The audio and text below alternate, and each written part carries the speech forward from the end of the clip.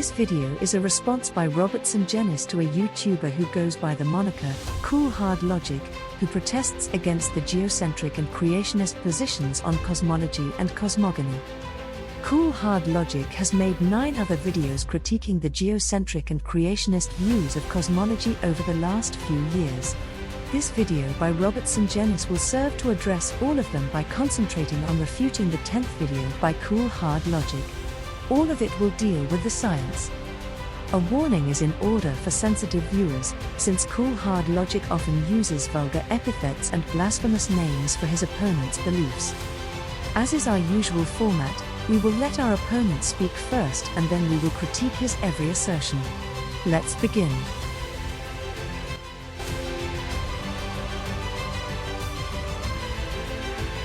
Though we've been dealing with geocentrism as a general topic throughout the series, in this part we'll start looking at something specific. A curious halfway house put forward by Tycho Brahe, who we met in part 6. We saw how, predating the invention of the telescope, Brahe was unable to measure parallax for the supernova of 1572, or for any star that he attempted. It would take until 1838 for parallax to be measured for the first time by Friedrich Bessel. Brahe also thought that stars were about 1 arc-minute in size. What he didn't know is that 1 arc-minute is a typical resolution of the human eye. Again, he was limited by the precision available to him, and his conclusion was flawed as a result. Any point light source would never appear smaller than that to him, only dimmer. Like other astronomers of the time, Brahe was unaware that stars vary in their luminosity, and so, based on the assumption that dimmer stars must be further away, he concluded that the dimmer and apparently more distant stars would have to be physically larger in order to appear about the same size to the eye. It's a sensible progression of thinking based on the information he had available, but a quick look at the sky with magnification shows it's wrong, as stars invisible to the naked eye are made visible. Brahe's ideas on stars, plus the idea that Earth was simply too heavy to move, and his religious beliefs, led him to believe that although the other planets clearly orbited the Sun, Earth was still somehow fixed in place. Incomplete data combined with an adherence to ancient texts leads to invalid conclusions. As soon as you want to fix the Earth or anything else in place, you need some extraordinary physics. Let's look at the implication of Brahe's model and see how it fares. He believed space was made of a light, highly strong stuff called ether or quintessence. This stuff was supposed to hold everything in place, and its natural motion was circular. No trace of it has ever been found, contrary to the claims of the most mendacious geocentrists. The fact is, ether not only exists, it was believed to exist by scientists from the Greeks to Galileo to Newton to the present day. They all realized that to say that space was nothing was absurd, because nothing by definition does not exist. If, for example, there was nothing between Earth and the Moon, then the two bodies would coalesce. Few in history were foolish enough to ignore that metaphysical fact. As Templeton Prize winner, physicist Paul C.W. Davies says in his 1978 article, Liquid Space, quote, "Is space just space, or is it filled with some sort of mysterious, intangible substance? The ancient Greeks believed so, and so did scientists in the 19th century. If so, we'll have answered a question that has troubled philosophers and scientists for millennia. In the 5th century BC, Leucippus and Democritus concluded that the physical universe was made of tiny particles, atoms moving in a void. Impossible, counter the followers of Parmenides. A void implies nothingness, and if 2 atoms were separated by nothing, then they would not be separated at all, they would be touching. Space cannot exist unless it is filled with something, a substance they called the plenum." The first to deny the existence of ether in modern history was Albert Einstein, but he had an ulterior motive for doing so. The null results of the 1881 Michelson and the 1887 Michelson-Morley experiment suggested the Earth was not moving in space. It had flummoxed modern scientists for a quarter century. Although Copernicus, Galileo, and Newton claimed the Earth traveled around the Sun, no one did an experiment to prove their claims. It was all theory. Even stellar aberration and stellar parallax couldn't prove the Earth revolved around the Sun, since there was a geocentric alternative to both phenomena. So when Michelson's experiment appeared to show a non-moving Earth, many scientists of that time agreed, prima facie. In the late 1960s, historian Adolf Baker, in his book Modern Physics and Antiphysics, stated, quote, "Thus, failure of Michelson-Morley to observe different speeds of light at different times of the year suggested that the Earth must be at rest. It was therefore the preferred frame for measuring absolute motion in space."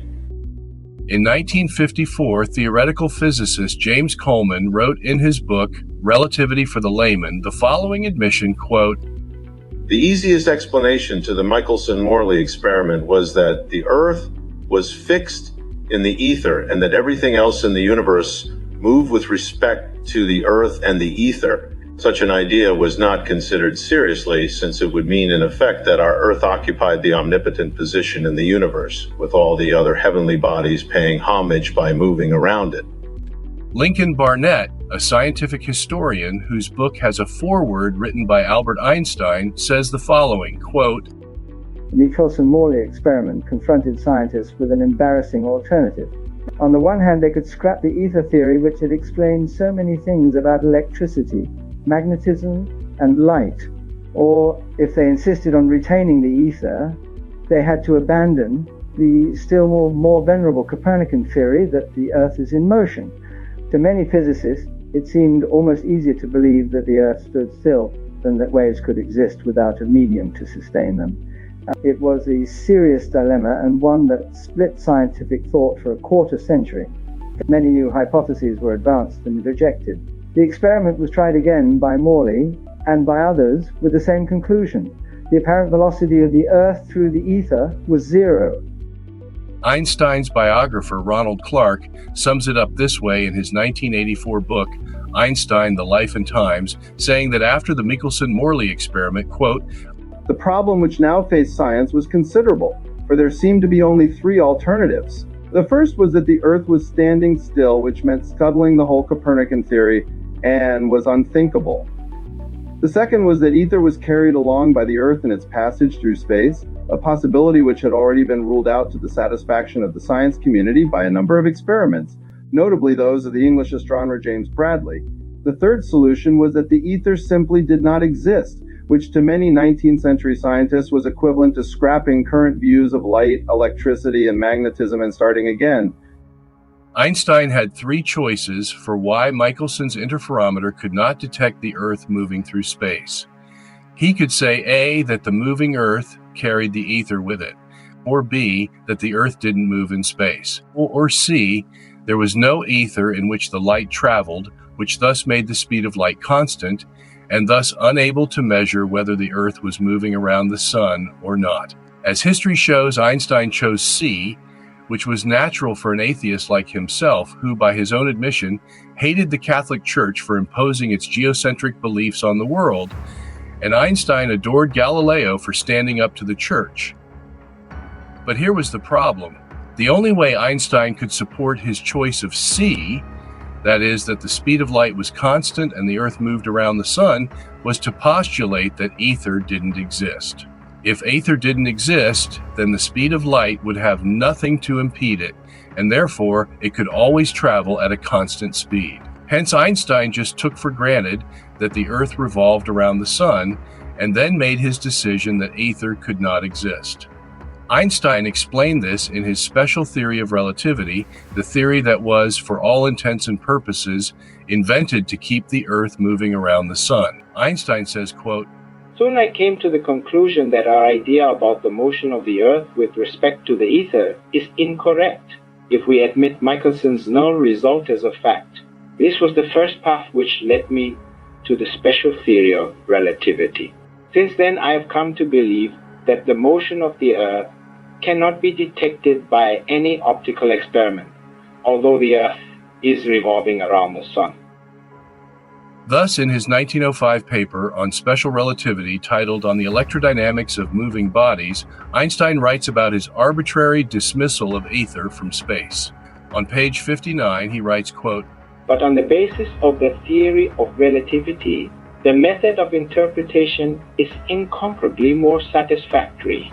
According to this theory, there is no such thing as a specially favored coordinate system to occasion the introduction of the ether idea, and hence there can be no ether drift, nor any experiment with which to demonstrate it. But what most people are not aware of, or at least not willing to admit, including the interlocutor of cool hard logic, is that Einstein, just 10 years later in 1915, in his theory of general relativity, took back the ether he rejected in his 1905 special theory. Here are his own words, quote, "In 1905, I was of the opinion that it was no longer allowed to speak about the ether in physics. This opinion, however, was too radical, as we will see later when we discuss the general theory of relativity. It does remain allowed, as always, to introduce a medium filling all space and to assume that the electromagnetic fields and matter as well are its states.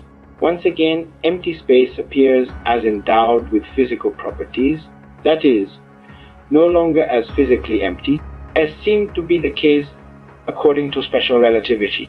One can thus say that the ether is resurrected in the general theory of relativity, since in the new theory, metric facts can no longer be separated from true physical facts. The concepts of space and ether merge together." In another paper, Einstein writes, quote, Recapitulating, we may say that according to the general theory of relativity, space is endowed with physical qualities. In this sense, therefore, there exists an ether. According to the general theory of relativity, space without ether is unthinkable. For in such space there not only would be no propagation of light, but also no possibility of existence for standards of space and time, nor therefore any space-time intervals in the physical sense. In his book, Einstein then admitted that his postulate in special relativity, namely that the speed of light is constant, is not absolute, but is made relative by the general theory of relativity. As Einstein put it, quote, "In the second place, our result shows that, according to the general theory of relativity, the law of the constancy of the velocity of light in vacuum, which constitutes one of the two fundamental assumptions in the special theory of relativity, and to which we have already frequently referred, cannot claim any unlimited validity." Physicist Robert Laughlin, the 1993 Nobel laureate in physics, sums up the theories of Einstein saying, quote, "It is ironic that Einstein's most creative work, the general theory of relativity, should boil down to conceptualizing space as a medium, when his original premise in his special relativity theory was that no such medium existed. Einstein utterly rejected the idea of ether and inferred from its non-existence that the equations of electromagnetism had to be relative.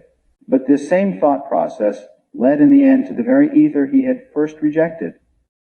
Not only did the general theory force Einstein to take back the ether, it also forced him to admit that the speed of light was not constant, and that ether must serve as a measurement of time and distance. Of course, the most glaring problem for Einstein and all his heliocentric followers is that once Einstein admitted to the existence of ether in his 1915 general relativity, then this immediately falsified his 1905 theory of special relativity, since the special relativity theory and Einstein's answer to the 1887 Michelson-Morley experiment was based on the non-existence of ether. But for the love of Einstein, few were mentioning the glaring contradiction. To recap, if ether exists and it can impede the speed of light, it would then be possible to detect if the Earth was moving around the Sun and at what speed it was thus moving. But if the ether did not exist, then the speed of light would not be impeded and would travel at a constant rate, never varying. And if it was traveling at a constant rate, then regardless if the Earth were moving around the Sun or not, the speed of light could not be used to determine if the Earth were moving. This was Einstein's hypothesis, and it relieved everyone from the grip of the Michelson-Morley experiment. But if he was wrong and ether did exist, then the whole of the relativity theory would also be wrong, and it could then be concluded that the Earth was standing still in space and that Maxwell's electromagnetic equations were indeed absolute, not relative. As physicist Charles Lane Poor, a contemporary of Einstein, put it, quote, "The Michelson-Morley experiment forms the basis of the relativity theory. Einstein calls it decisive. If it should develop that there is a measurable ether drift, then the entire fabric of the relativity theory would collapse like a house of cards." One of the Brashear Company's major contributions to science was the construction of the extremely precise optical components for the Michelson-Morley experiment of the late 1800s. There are only a handful of experiments in physics that completely transformed physics. At many people's top of the list would have to be the Michelson-Morley experiment. It was an experimental advance in technology that transformed science. Not only physics, but science. There is something else we should know about the Einstein solution to the 1887 Michelson-Morley experiment, since it continues to affect every form and practice of physics today. Here's how it goes. As Einstein argued for the non-existence of ether so that the speed of light would not be impeded and remain constant, which in turn meant that the speed of light could not be used to measure whether the Earth was moving around the sun, the logical question that arose was, how is it possible to realize or substantiate the difference between a moving Earth and a non-moving Earth if, indeed, neither light nor anything else could be used to determine absolutely whether the Earth was moving or not? Incidentally, this question includes experiments that were previously used as proof of a moving Earth but are no longer used, such as the Foucault pendulum, the bulge of the Earth, stellar aberration, and stellar parallax, since they can be duplicated in the geocentric system. So if it is assumed the Earth is moving, yet this movement has no more effect on the speed of light than if the Earth were not moving, is there something that can make up for the difference, especially for other experiments that consider the speed of light as a universal constant, such as E = mc squared or Maxwell's electromagnetic equations? Attempting to answer this vital question about reality was Hendrik Lorentz, a world-class physicist in the days of Einstein, but who believed in ether, as did all the other scientists of his day. He concentrated on how to answer the Michelson-Morley experiment. He proposed that as the Earth and Michelson's interferometer were traveling around the sun at 30 kilometers per second, they would be continually running into the ether.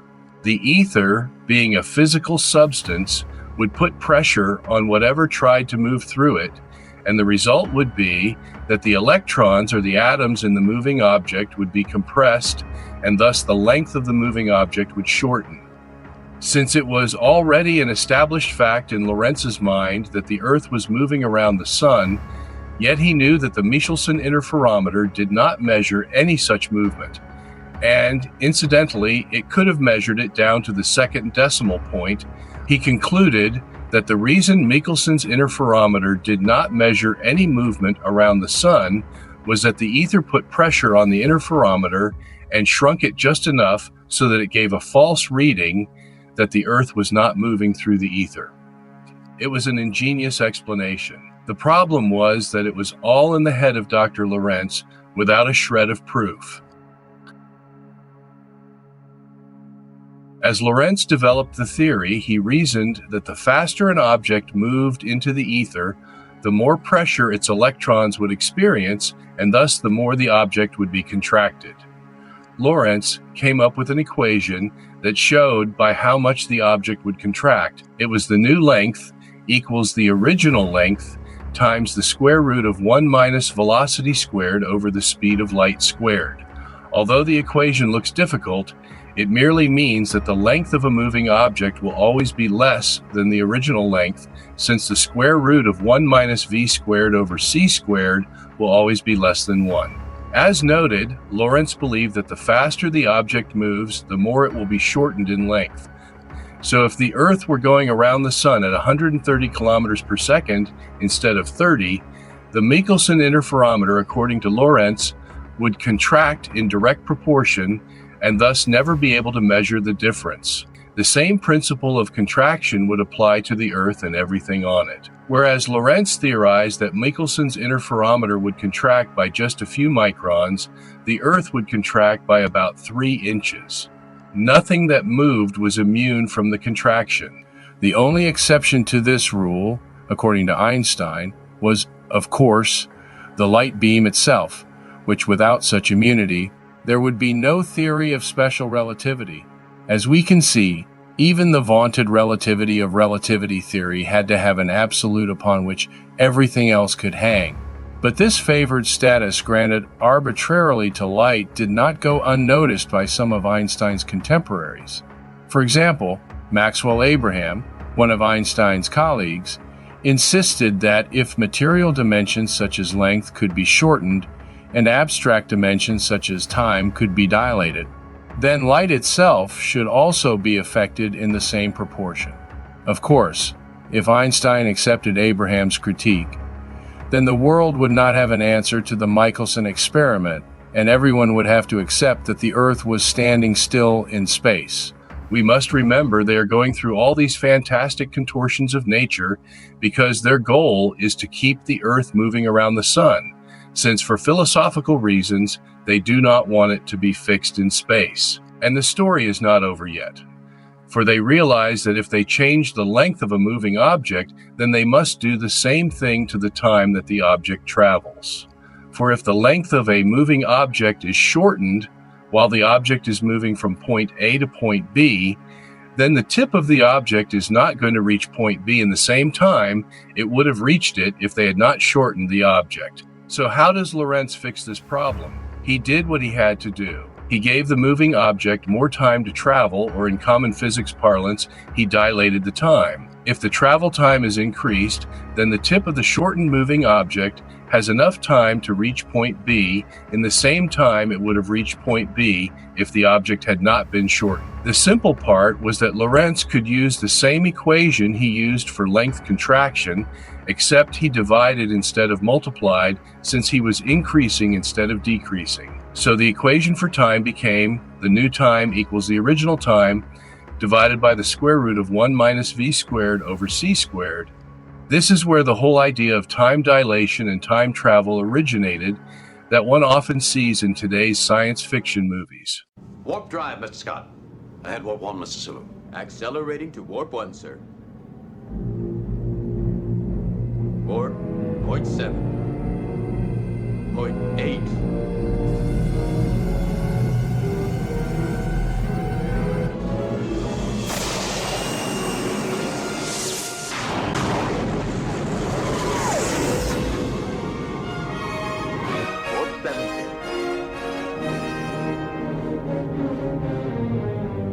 And yes, it is all fiction because time cannot be dilated, nor do moving bodies shorten in length. Again, time dilation and length contraction were mere ad hoc inventions so that neither Lorentz, Einstein, nor the rest of the world would have to believe, as the Bible says, that the earth was fixed and the sun and stars daily revolved around it. Lorentz's theory and equation were enshrined in the halls of physics, and next to Newton's equation of F equals ma, it is the most used equation in all of modern physics. It goes by several names, such as the Lorentz factor, the Lorentz transform, the Lorentz transformation equation, or the Lorentz group. 13 years after Lorentz's equation, Einstein invented the special theory of relativity as an alternative. As we know, whereas Lorentz depended on ether pressure for his explanation of the Michelson-Morley experiment, Einstein eliminated the ether because it was acting as an absolute that didn't match the relative world he was seeking to establish. Whether it was a fixed earth or a fixed ether, Einstein didn't want either because he wanted everything to be relative. Yet he kept for himself a much-needed absolute so that his system appeared to work, and that absolute was a fixed speed for light. Einstein also tried to do the same kind of relativizing with Maxwell's electromagnetic equations, which, according to Maxwell, were absolute and could not be tampered with. Maxwell knew his electromagnetic equations were absolute because when he moved a magnet into a coil of wires, he he got a different result than when he moved the coil of wires through fixed magnets. This meant that the space or field between the magnet and coil was reacting differently, depending on whether the magnet or the coil were fixed or moving, respectively. The two results required at least two different equations, and this meant that the equations were absolute and could not be relativized, and his equations are still used today. Having a relativistic explanation to Maxwell's equations was very important to Einstein, since it might provide him with an explanation of why the light beams of Michelson's interferometer were not affected by the alleged movement of the Earth. If Einstein could relativize Maxwell's phenomena, so he could relativize Michelson's, a solution for one would necessarily be the same for the other.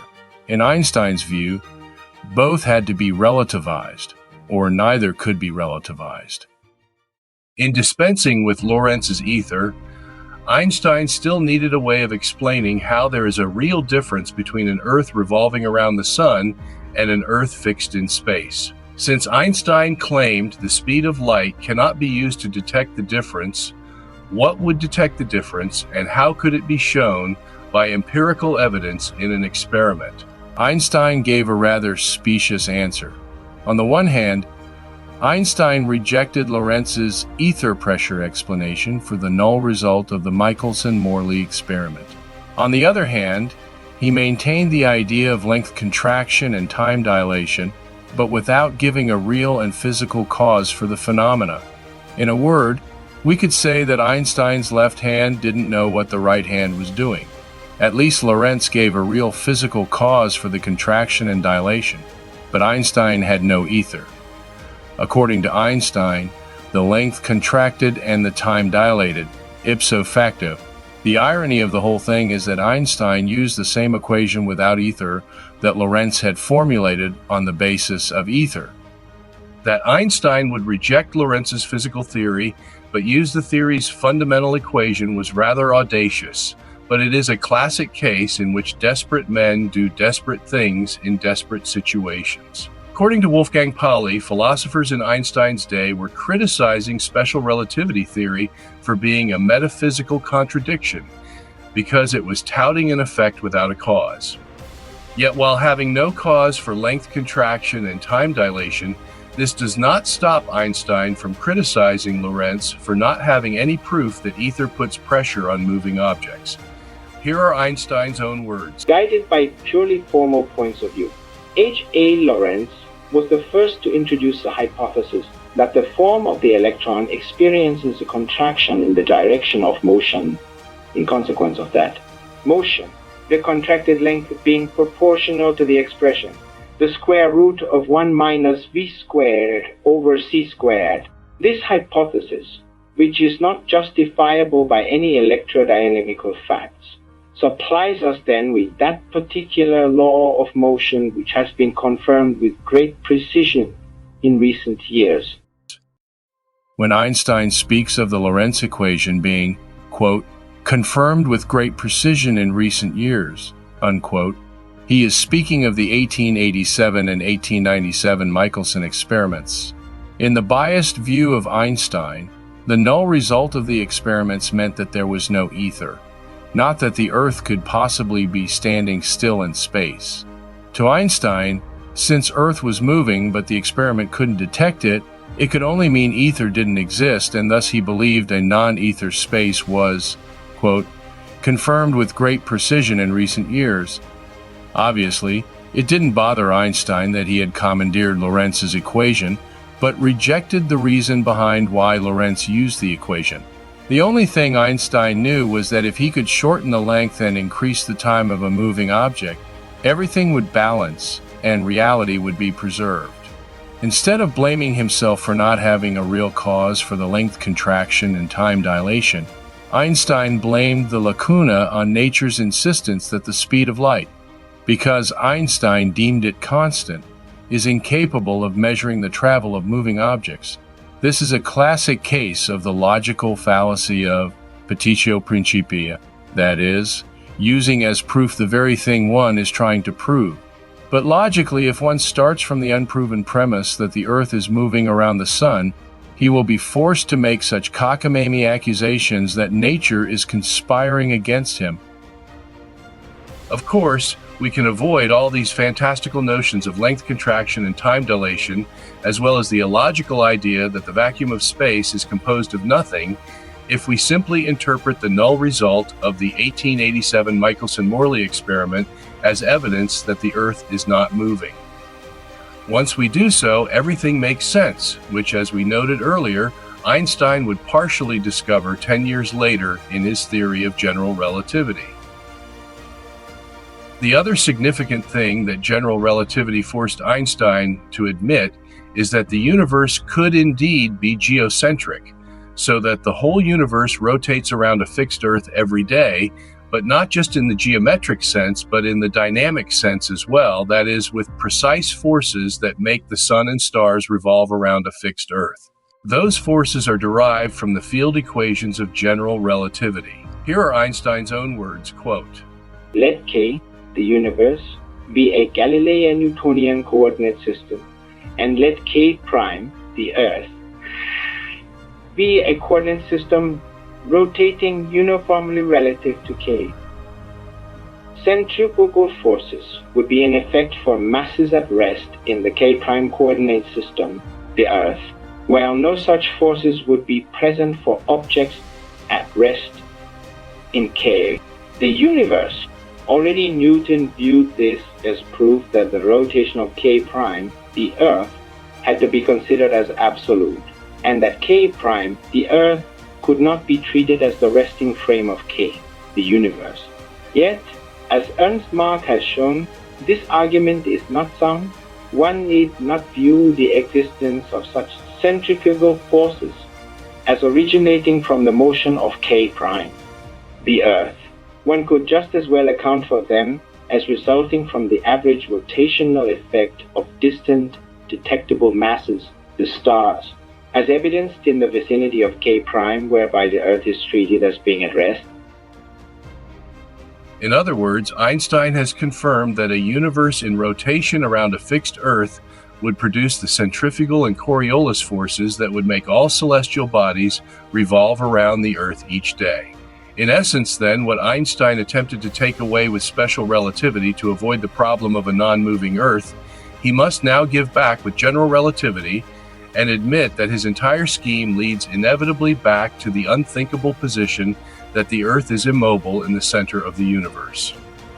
Last but not least, Einstein completed his paragraph by saying, quote, "If Newtonian mechanics disallows such a view, then this could very well be the foundation for the defects of that theory."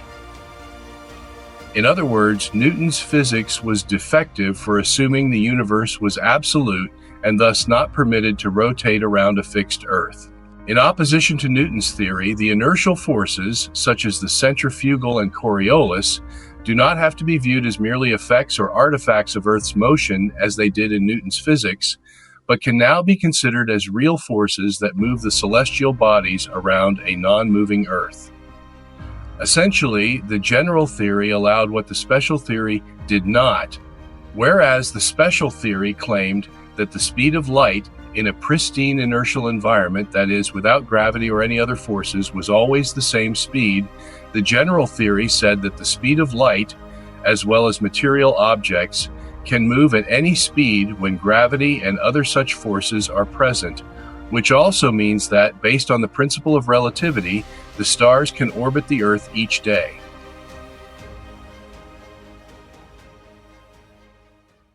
If we look at a depiction of Brahe's model, we spot a problem right away. He has the stars circling Earth, just like the Ptolemaic model. This, of course, provides no scope for stellar parallax to occur. As we saw in Part 6, parallax is due to the motion of the observer. If the observer isn't moving, then quite simply everything he observes must move in order to create an illusion of parallax due to his motion.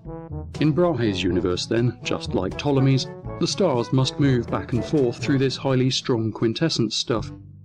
The back and forth motion of each star must be configured according to its right ascension, so that throughout a year, the changes are perfectly concordant with Earth orbiting the Sun. Here then we have Brahe version 1.1. We know from part 7 that moving from side to side to mimic parallax isn't going to be enough though. Brahe's universe also needs to produce an annual variation in the Doppler shift of the stars. They must also move toward and away from Earth in a yearly cycle. Combine the two, and as we saw, each star and object outside our solar system must move in a near-circular ellipse with a major axis of 300 million kilometers. The plane of each star's ellipse must also be parallel to the ecliptic plane. So now we've upgraded Brahe 1.1 to version 1.2. Why would stars, which we know vary in mass, all move in ellipses of the same size like this? What force moves each and every star in their annual ellipse around absolutely nothing, whilst they also circle Earth every day? We have 4 options. The weak nuclear force, the strong nuclear force, electromagnetism, gravity, stop. Have a time. Could it be Mr. Space Hammerman and his clone army, supplying Brahe 1.2 with both annual Doppler and parallax variations? That would be silly. Obviously it's a conspiracy by the Sky Fairy. Why? Well, to test our faith, of course. You can't touch this. Even though everything about the universe says, I wasn't made by a Sky Fairy, you are supposed to believe that it says exactly the opposite.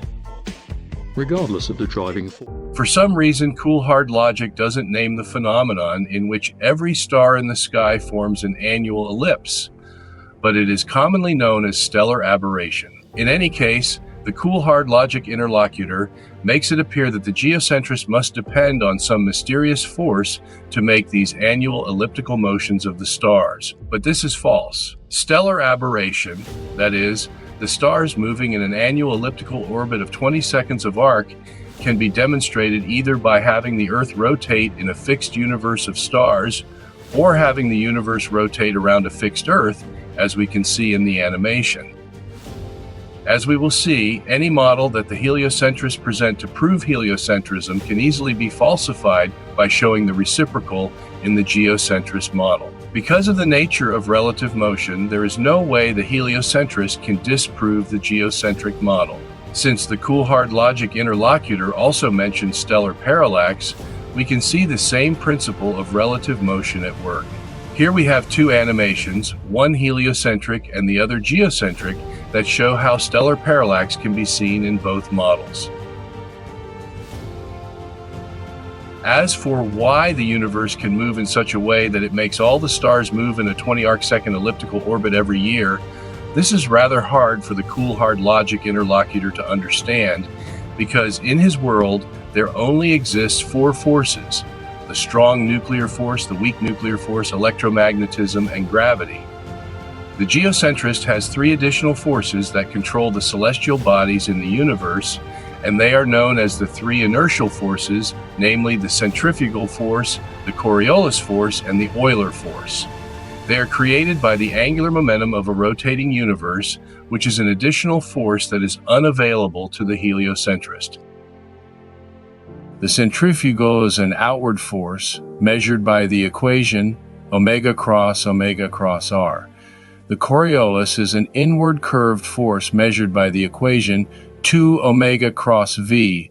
The Euler force is a sideways force measured by the equation delta omega divided by delta t cross r, which form the general equation of acceleration, that is, acceleration, or A, equals minus 2 omega cross v, minus omega cross r, minus delta omega divided by delta t cross r. Newtonian physics, which supports the heliocentric model, has no such forces, since the centrifugal, Coriolis, and Euler are considered mere effects or artifacts of motion, not real forces. This is why they refer to them as fictitious or pseudo-forces, as Wikipedia puts it. These additional forces are termed inertial forces, fictitious forces, or pseudo-forces. By accounting for the rotation by addition of these fictitious forces, Newton's laws of motion can be applied to a rotating system as though it was an inertial system, They are correction factors which are not required in a non-rotating system. But in the geocentric system, these three forces are quite real. They are generated from the original source of force, the angular momentum of the rotating universe. As such, these three forces will keep all the stars in lockstep with the universe as it rotates. These inertial forces cause the stars to remain in their respective positions except for any independent proper motion the star may have, and thus they will follow the universe as it rotates around a fixed Earth once per day. One can also find this fact on Wikipedia, although the language is a little obscure since no one on Wikipedia actually wants to admit that the universe rotates around a fixed Earth.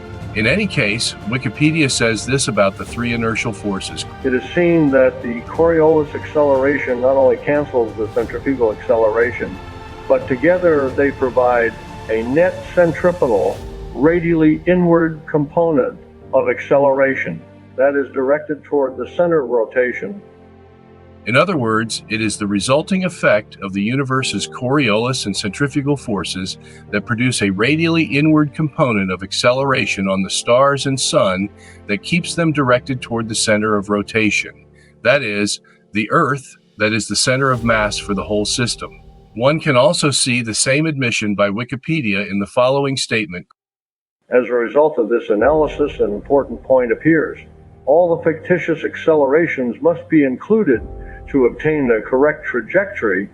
In other words, in the Newtonian system, using only Newton's force equation, F equals ma will not get a cannonball to hit its target, get a space probe from Earth to Mars, or even allow the Earth to go around the Sun. In order to obtain the correct trajectory for all three cases, the engineer must add in the three inertial forces, or in his words, add in all the fictitious accelerations. Otherwise, all three will immediately go off course. Moreover, the engineer must add in these inertial forces by hand, since they are not part of Newton's original equation, and this is why they are called fictitious or pseudo-forces. Essentially, what the heliocentrist must do to make his system work is borrow the inertial forces from the geocentric system and apply them to Newton's system.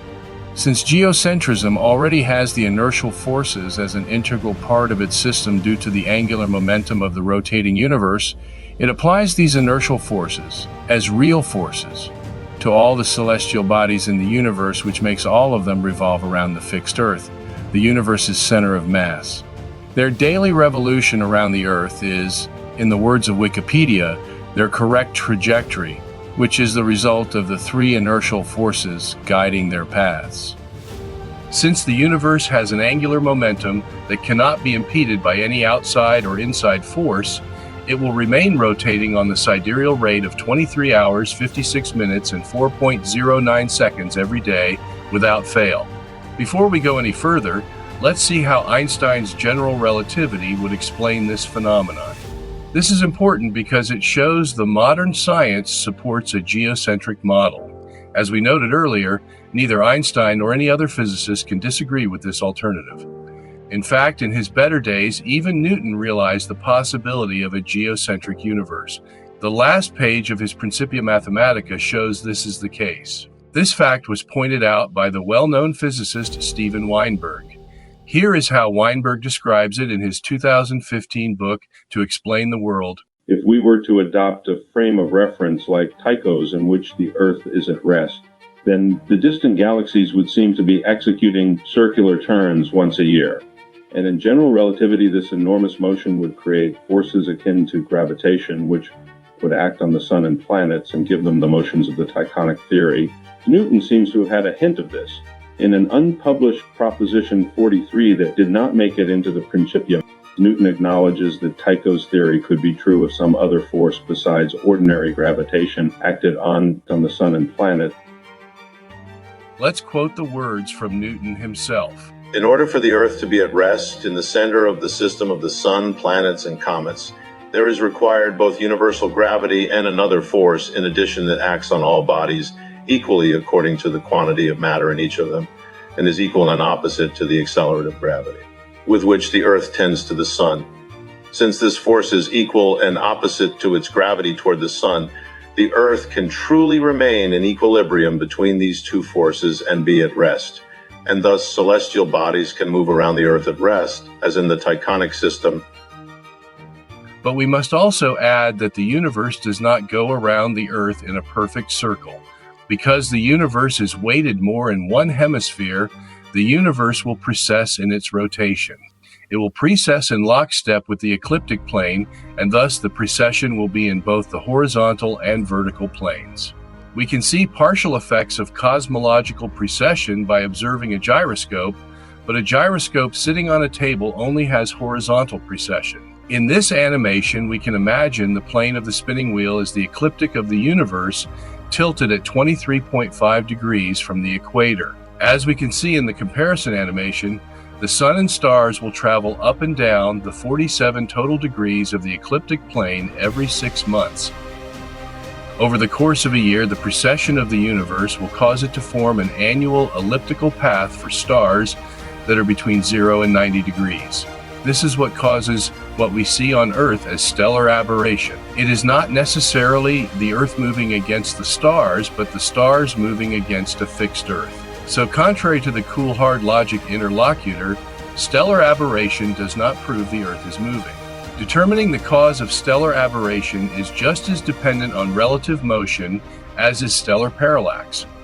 As for annual Doppler shift seen in each elliptical star path, this shift from red to blue and back again is seen in every star due to the same motion that produces stellar aberration. Since an ellipse has both vertical and horizontal vectors, this back and forth movement of the star's light toward and away from Earth is going to create a Doppler shift when seen from Earth.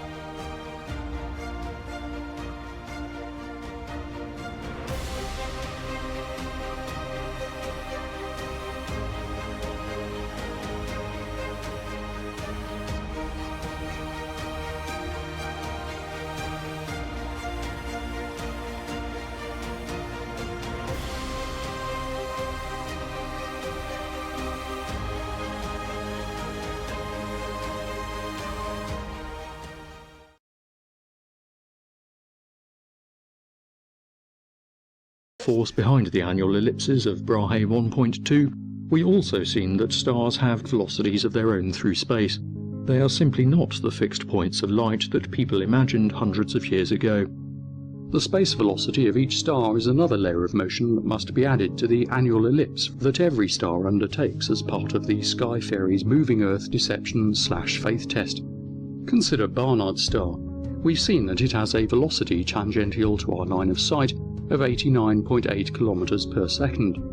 That motion is at 85.58 degrees from the horizontal of the celestial sphere. We also worked out its radial velocity, 107 kilometers per second towards us, and combined the two to get its space velocity of 140 kilometers per second. Since we know the plane of the triangle represented by the tangential and radial velocities, we know the direction of motion of Barnard's star relative to us. But it's also moving in its geocentric annual ellipse, parallel to the ecliptic.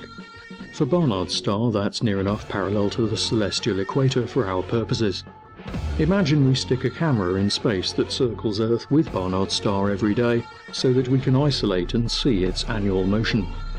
When we add the space velocity to this motion, we find that Barnard's star would describe a skewed helix through space. With a space velocity of 140 kilometers per second, the star moves 4.4 billion kilometers in that direction each year, and that is the pitch of its helix through space. All this just to simulate the combined effects of parallax, annual Doppler shift, and its own apparent velocity. If you think that's looking nutty, remember that every star and galaxy is moving through space and has to have an annual ellipse parallel to the ecliptic plane. So they're all moving in variously skewed helices in different directions, and since they're all moving at different speeds, the pitch of each object's helix is different too. The claim of the cool hard logic interlocutor that every star in the sky has a separate proper motion in addition to the annual Doppler shift and annual elliptical path is simply not true. Some stars have proper motion, most don't, and the motion will vary from star to star. As Wikipedia notes, quote, For most stars seen in the sky, the observed proper motions are small and unremarkable.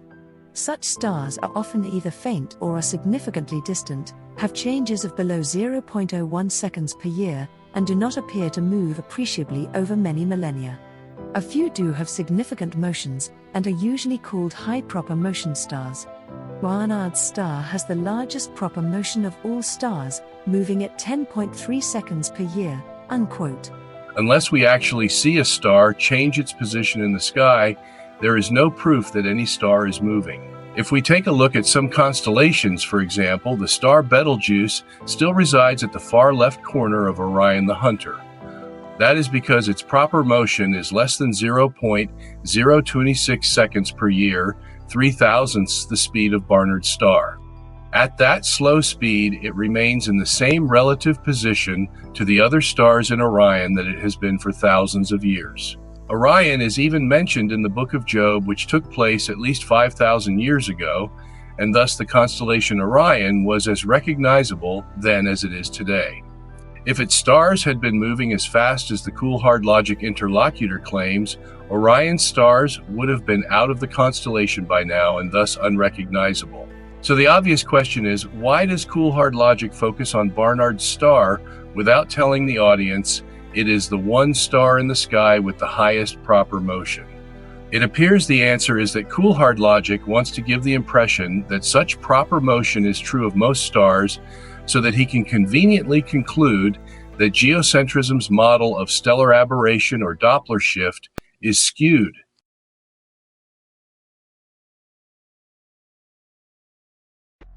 Ptolemy's model was obviously crap. Brahe took the original everything circles Earth and turned it into everything circles Earth apart from the things that orbit the Sun, forming a bastard child of geocentrism. Trying to shoehorn explanations for these subsequent observations into Brahe's universe now results in something even more outlandish. Brahe version 1.3, the crazy helix universe. Does it survive a shave with Occam's razor? No, this Tuconian model of geocentrism is bollocks. Let's not abandon it just yet, though. Can we make it simpler and better? Let's give it a spin, no pun intended. If we look at the sky at the same time every night, say midnight, we see that the stars change apparent position, moving westward by roughly 1 degree per day. In reality, this is because Earth orbits the barycenter of the solar system, and so each midnight you're looking into space in a slightly different direction. Simple. If we leave Brahe's stars circling Earth in the Ptolemaic style, they must mimic this, and so the stars must circle Earth at a slightly different rate to the Sun, so that each day there's that 1 degree or so difference. That just makes his universe even more complicated. However, we can solve that problem, and the annual Doppler and parallax problems, with one simple change. If we totally abandon any hint of Ptolemy and move the stars so that they are centered on the Sun, we can rotate the whole lot around Earth once a day. If we then rotate the stars around the Sun once a year, then the Sun moves around the ecliptic each year, and we see drift in the stars each night. It also then gives rise to the annual parallax and Doppler shift cycles as the stars change their apparent position and their distance from Earth. Things are looking up for the geocentrism. The cool hard logic interlocutor claims that the Brahe model must incorporate a faster rotation of the stars around the Earth as opposed to the Sun. Although this is correct, the heliocentric system has something similar in its model to account for the different speed of the stars compared to the Sun. They believe the Earth makes a complete rotation, but it does not do so in 24 hours, but in 23 hours, 56 minutes, and 4.09 seconds, instead of the 24-hour revolution of the Sun. Hence, in the rotating Earth model, the Sun does not return to its exact starting point at the same time the Earth completes one rotation. The Sun is about 4 minutes late every day. If we add up these minutes, it is exactly 365.25 times per year, or 365.25 days, that the Sun misses catching up to the Earth's rotation. The answer to this in the Brahe model is that the stars revolve around a fixed Earth in 23 hours, 56 minutes, and 4.09 seconds. The Sun is also moving with these stars around the Earth, but it has a slight retrograde motion of a little less than 1 degree per day. This retrograde motion, which is caused by the momentum of the sun, allows it to go backwards by slightly less than 1 degree per day, so that it completes one revolution backward through the zodiac in 365.25 days. It starts at the constellation Aries and ends 12 months later at Pisces, and then begins at Aries again. We totally abandon any hint of Ptolemy and move the stars so that they are centered on the sun. We can rotate the whole lot around Earth once a day. If we then rotate the stars around the sun once a year, then the sun moves around the ecliptic each year, and we see drift in the stars each night. It also then gives rise to the annual parallax and Doppler shift cycles as the stars change their apparent position and their distance from Earth. Things are looking up for the geocentrists. It gets better. As can be seen by his own admission, the cool hard logic interlocutor has indicated that the Neo-Tychonic 2.0 model that has the universe and stars centered on the sun actually works. What he didn't mention was that this model allows the Earth to be the center of mass for the universe and allows the universe to precess vertically and horizontally, and is thus the cause for the A. annual Doppler shift, B. stellar aberration, C. the CMB quadrupole and octupole variation, as well as D. the 4 seasons, and E. and the 26,000-year polar precession. So the cool hard logic interlocutor is in desperate need of another argument against geocentrism if his previous 9 videos seeking to discredit geocentrism are going to pass muster. In this instance, the interlocutor claims that the geocentric model has no answer for, quote, why the CMB is detectably warmer on one side than the other. Suffice it to say, not only does the geocentric model have an answer, the interlocutor's comment shows that he doesn't understand the CMB.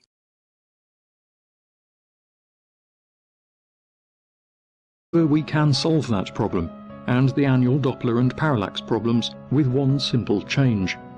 If we totally abandon any hint of Ptolemy and move the stars so that they are centered on the sun, we can rotate the whole lot around Earth once a day. If we then rotate the stars around the sun once a year, then the sun moves around the ecliptic each year, and we see drift in the stars each night. It also then gives rise to the annual parallax and Doppler shift cycles as the stars change their apparent position and their distance from Earth. Things are looking up for the geocentrists. It gets better. By centering the entire universe on the sun, then the surface of last scattering, the source of the CMB, is also centered on the sun. This would produce an annual Doppler variation in the CMB radiation too. It's another observation in the bag for geocentrists. Could this fresh, new Brahe version 2.0 be the solution? Whoa, not so fast. It wouldn't explain why one half of the CMB is detectably warmer than the other, with a gradation that shows that Earth and the entire galaxy are moving, as we saw in Part 8.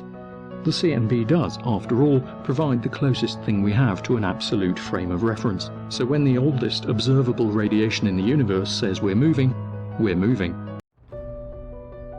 Although the cool hard logic interlocutor doesn't give the phenomenon of temperature difference in the CMB a name, it is called the CMB dipole.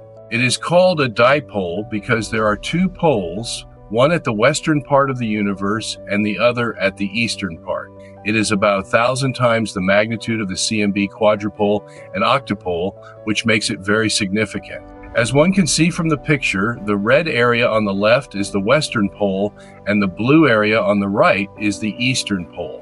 The cool hard logic interlocutor has the red area moving towards Aquarius at a clip of 371 kilometers per second. This means that as the CMB is viewed from Earth, the CMB will have a red shift. Conversely, if someone on Earth were to look in the opposite direction toward the east, he would see that the CMB radiation is blue shifted. This is because the CMB radiation is coming toward him, and the waves of the radiation are closer together, and thus the light waves are closer together and more toward the blue end of the spectrum. Most heliocentrists attempt to explain this dipole phenomenon as being the result of the sun moving through the Milky Way galaxy at a speed of 371 kilometers per second. Since the sun's gravity carries the Earth will also move against the CMB, and the side of the Earth that is moving toward the CMB will show a blue shift. The side of the Earth that is moving away from the CMB will show a redshift. About 10 or so years ago, this kinematic explanation was the common way for the Big Bangers to understand the CBM dipole. But the cool hard logic interlocutor misunderstands this former explanation. We know this from his statement, quote, Geocentrism wouldn't explain why one half of the CMB is detectably warmer than the other half with a gradation that shows that Earth and the entire galaxy are moving, as we saw in Part 8, unquote. Notice that cool hard logic says that, quote, that Earth and the entire galaxy are moving, unquote. But the speed of 371 kilometers per second given by cosmologists today is not the speed of the galaxy through the CMB, but the speed of the Sun. As noted by Wikipedia, quote, from the CMB data, it is seen that the Sun appears to be moving at 368, plus or minus 2 kilometers per second, relative to the reference frame of the CMB, unquote. According to cosmologists today, our local group of galaxies, including the Milky Way, are said to be moving at 627 kilometers per second. Again, as noted by Wikipedia, quote, the local group, the galaxy group that includes our own Milky Way galaxy, appears to be moving at 627 kilometers per second in the direction of galactic longitude L equals 276 degrees and B equals 30 degrees, unquote. So if we add the Sun's supposed movement through the CMB to the local galaxy's supposed movement through the CMB, we have about 1,000 kilometers per second, which is way above the 371 kilometers per second claimed by cool hard logic. Astronomer Ethan Siegel, who is normally sympathetic to the woes of the modern cosmological community, is quite unapologetic as he lists 3 major problems occurring presently with the claimed speeds in the CMB. For the first problem, Siegel begins his tirade with saying, quote, sorry astronomers, the expanding universe doesn't add up, unquote, and then proceeds with this statement, quote, the most puzzling, unexplained anomaly in all of cosmology is the Hubble tension, the difference in the measured expansion rate, depending on which method is used. In other words, cosmology today has no confidence in their present methods of measuring either the size of the universe or how fast they believe it is expanding according to the Big Bang Theory. That is, the universe could be 1/100th the size they claim and not be expanding at all, and they would not be able to discount it as a viable possibility. Stellar parallax, which is the only empirical method of measuring the universe, since redshift is only theoretical, measures only out to about 1,000 light years with our best telescopes. Using the conventional speed of light, the diameter of the universe might be no more than 6 quadrillion miles, a far cry from the 6 octillion miles touted by Big Bang enthusiasts. Siegel continues, quote, however, a second, less publicized anomaly is also extremely puzzling. A difference in our observed motion through the universe and how different things appear in various directions. We have many different methods of estimating how the universe differs in different directions, and they're not all consistent with one another. That's a real unsolved but important problem.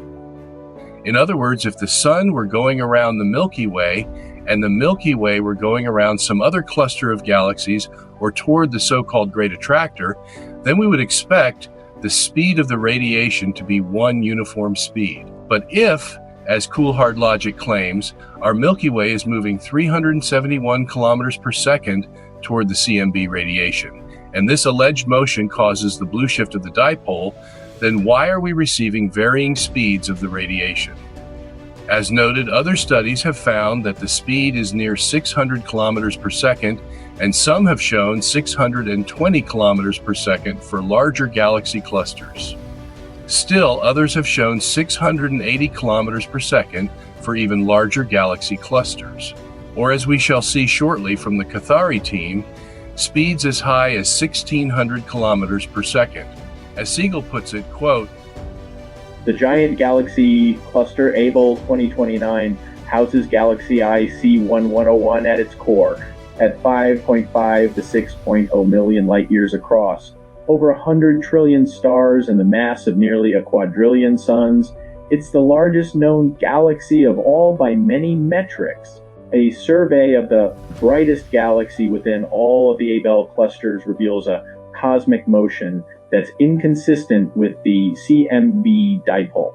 Other cluster scaling relations reveal giant wrong directional motions of about 900 kilometers per second. Siegel continues, quote, and anisotropies and galaxy counts reveal more than double the expected effect. Radio galaxy counts are even worse.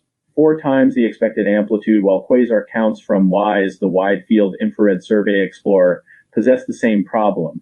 If, as the Big Bang claims, the blue shift were caused by our motion through the CMB, then we should only get one speed for the radiation, since only one speed can create the one dipole. Evidently, then, we are not moving, and the universe has many different radiations that come to us, and they all move at different speeds.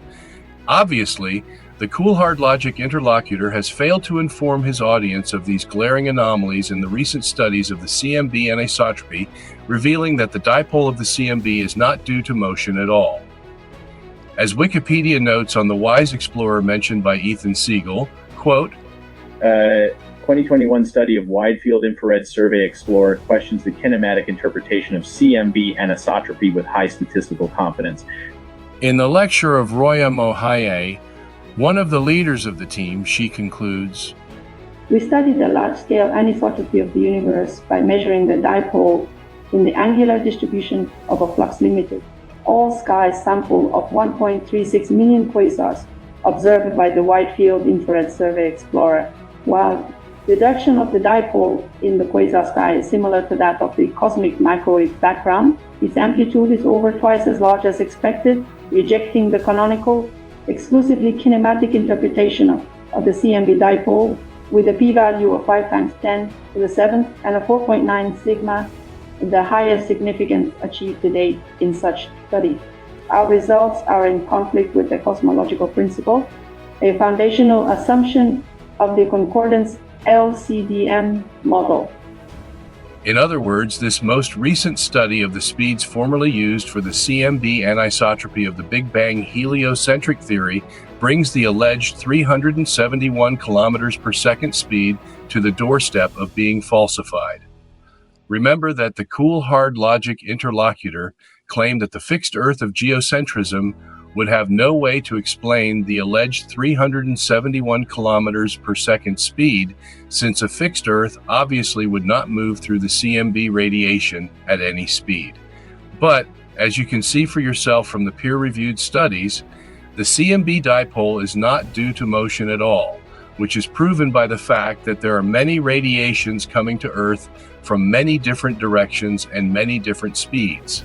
As the Sechrist abstract indicated, these facts go directly against the cosmological principle, which is the foundational assumption of the Big Bang. To refresh your memory, the cosmological principle holds that a Big Bang would produce no unique place in the universe, and thus everything and everywhere we look in the universe, it will be virtually the same. From the above evidence of a universe with radiations at different speeds, it obviously does not support the cosmological principle of the Big Bang theory. The so-called LCDM model is another name for the Big Bang model, and the acronym stands for Lambda Cold Dark Matter. Lambda stands for an expanding universe, and the way it expands is by cold dark matter and dark energy. If you've been keeping up with the news, the most curious fact about dark matter and dark energy is that they have not been found.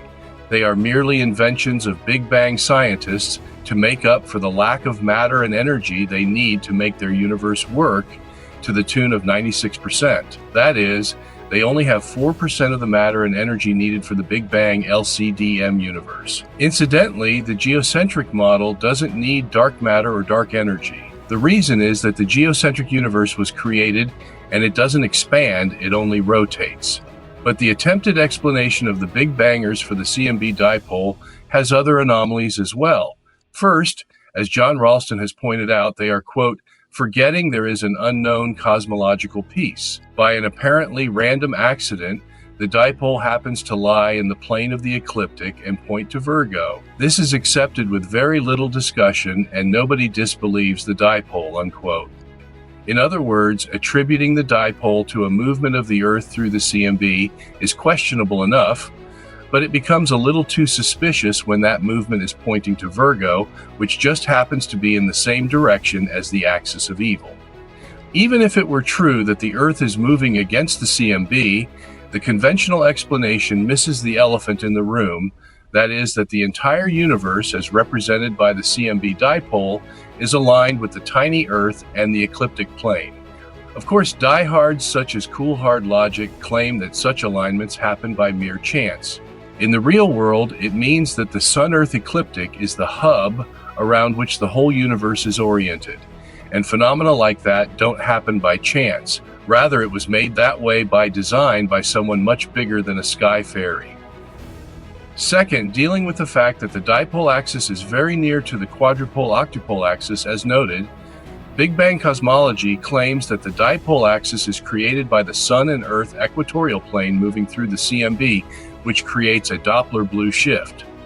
But how does Big Bang cosmology then explain the quadrupole-octupole axis? It cannot be created by a movement of the Sun-Earth system through the CMB, since obviously the Sun-Earth system cannot be going in one direction to create the dipole, and at the same time going in another direction to create the quadrupole and octupole. Third, a recent paper by Indian astrophysicist Rahul Kothari and his team shows that attributing the dipole to the presumed motion of the solar system through the CMB does not match the CMB data. They first report a 2011 paper by Ashok Sinyal showing an apparent solar velocity of 1,600 kilometers per second, which is over 4 times higher than the previously accepted 371 kilometers per second touted by Cool Hard Logic, and which Sinyal says, quote, "This suggests a potential violation of the cosmological principle. The universe may be intrinsically anisotropic with the preferred axis approximately in the direction of the CMB dipole." In other words, if the universe is intrinsically anisotropic, then there's no isolated cause for the dipole except the makeup of the universe itself. That is, the universe has a built-in alignment with the Earth-Sun ecliptic, and thus galactic motion plays no role in the dipole. Even if one were to continue to argue that the heliocentric concept that the solar system is moving through a fixed CMB, the data shows it would be moving much too slowly to produce the actual dipole anisotropy that is observed. Kothari's team reiterates this point, saying, quote, "The data is not consistent with the cosmic microwave radiation dipole. It clearly indicates the presence of an intrinsic dipole anisotropy, which cannot be explained in terms of local motion." Which result is confirmed, Kothari says, at a 4-5 sigma level. This leads the team to the conclusion that, quote, "the anisotropy we observe may have a physical origin," unquote. In other words, the dipole energy must originate from an inherent microwave polarity in the composition of the universe itself. This most likely means the universe is physically divided into 2 hemispheres. The study by the Kothari team was confirmed by Matthias Rubart and Dominik Schwartz in a paper of July 2013 titled The Cosmic Radio Dipole. They show that the amplitude of the radio dipole is the amplitude exceeds the one expected from the CMB by a factor of 4 and is inconsistent with the assumption of a pure kinetic origin of the radio dipole at 99.6% confidence level. In other words, they are almost 100% certain that the dipole is inherent in the universe and is not an artifact of solar motion through the Milky Way or any other alleged motion. As noted, a non-kinetic dipole has also been confirmed by Ashok K. Sinyal's paper of May 2013, titled, "Is There a Violation of the Copernican Principle in Radio Sky?" He states the following, quote, "However, the present anisotropy could not be caused by a motion of the solar system, as it could not give rise to different anisotropies for different objects. Further, observers' motion cannot, in any case, explain the very different radio size distributions of quasars and radio galaxies in the 2 regions. It certainly calls for worry. Is there a breakdown of the Copernican principle, as things seen in new regions of the sky divided purely by a coordinate system based on Earth's orientation in space, show a very large anisotropy in source distribution? Why should the equinox points and the North Celestial Pole have any bearing on the large-scale distribution of matter in the universe?" He ends his paper with these haunting words for modern cosmology, quote, "The Copernican principle seems to be in jeopardy," unquote. This means that Coolhard logic's entire thesis is also in jeopardy, if not entirely falsified.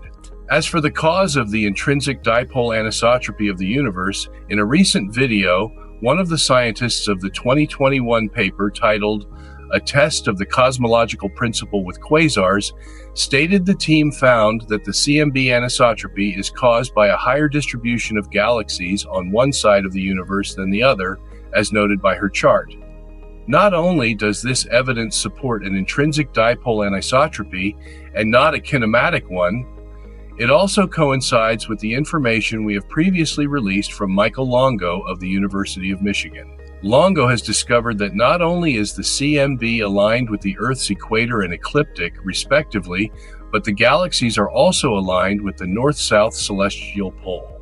In a recent paper, he writes, quote, "The approximate agreement of the spin alignment axis with the WMAP quadrupole-octopole axes reinforces the finding of an asymmetry in spiral galaxy handedness and suggests that this special axis spans the universe. And the fact that the spin asymmetry appears to be independent of redshift suggests that it is not connected to local structure. On the other hand, the spiral galaxy handedness represents a unique and completely independent confirmation that the axis of evil is not an artifact in the WMAP data due to foreground contamination. It is interesting to note that the spiral galaxy alignment implies that the universe has a handedness as well as a unique axis." Unquote. Longo also states that the spin axis of these galaxies spans the universe. This discovery fits with the geocentric system. From the geocentric perspective, the asymmetry Longo discovered is due to the disproportionate distribution of galaxies in the universe, which, when the universe rotates, causes a precession to occur. That explains how the 4 seasons on Earth come to be, as we noted earlier.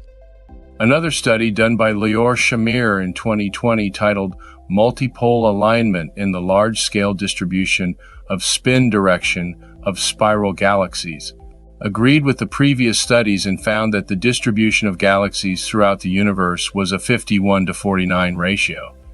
To confirm these findings, in the October 29, 2016 issue of New Scientist, the lead article is titled, "The Universe Lines Up Along the Axis of Evil. Coincidence?" In the article, a reference is made to an article by Wen Zhao, a physicist at the University of Science and Technology of China in Hefei. Zhao states the following, quote, "But there's another wacky theory that chimes with the axis idea that the universe could be rotating. Championed by Michael Longo at the University of Michigan, Ann Arbor, this rotation would impart angular momentum to galaxies as they form, helping them to spin in a preferred direction." Unquote. In more non-politically correct terms, the cosmological principle seems to be turning into a geocentric principle.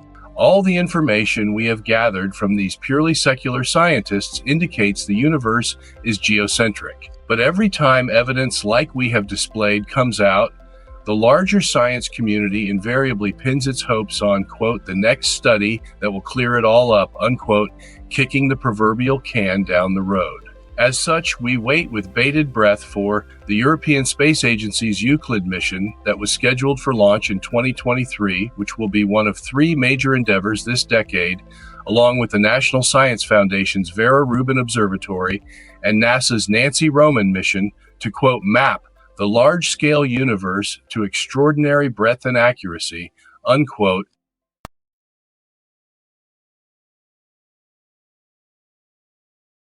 Many geocentrists object to the idea of Earth moving because they seem to think that Earth can't move through space at the 29.8 kilometers per second needed to complete an orbit of the Sun once a year. Adherents to the Tuconian flavour of geocentrism, though, appear to have no difficulty in accepting that everything else in the solar system can move at comparable speeds to undergo their journeys around the Sun. Consider, though, Brahe 2.0, in which the universe circles the Sun once a year. Let's show that with a polar grid, and let's stick in a couple of constellations so that we have our bearings. At midnight of the December solstice, Orion is pretty much due south. In 6 months' time, it's the constellation Ophiuchus. With space rotating around the Sun once a year, Earth still has to pass through that space at 29.8 kilometers per second. It seems then that geocentritards haven't given their childish objections to Earth's motion much thought. The cool hard logic interlocutor says that geocentrists can't envision the Earth moving at 29 kilometers per second around the Sun, but have no problem allowing for other planets to travel around the Sun at comparable speeds.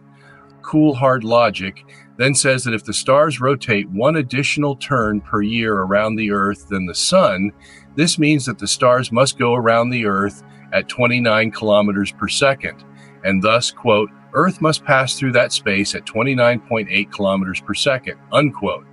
Cool hard logic appears to be confused. In the geocentric system, it is not the stars that are moving 29.8 kilometers per second around the Earth. The stars travel around the Earth with the Sun as their pivot point, way beyond the conventional speed of light. In fact, if we take the closest star, Alpha Centauri, which is said to be 4 light years from Earth, and would thus have a circumference of orbit that is about 75 trillion miles or 120 trillion kilometers, and it takes 24 hours to complete the orbit, this means Alpha Centauri moves at 1.4 billion miles per second. We will explain how that is possible using modern physics momentarily. Second, the speed of 29.8 kilometers per second is how fast the Sun travels in its retrograde motion against the stars. In other words, while the stars and Sun are traveling clockwise at superluminal speeds around the Earth, the Sun is traveling counterclockwise at 29.8 kilometers per second.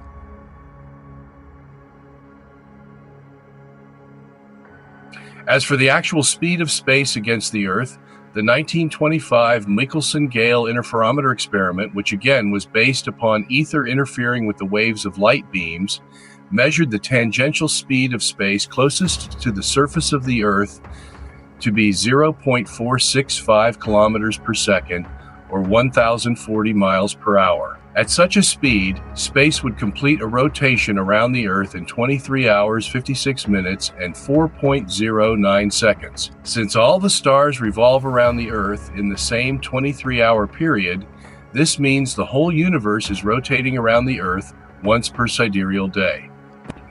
And this also means that anything past Saturn is traveling at an exponent of the conventional speed of light.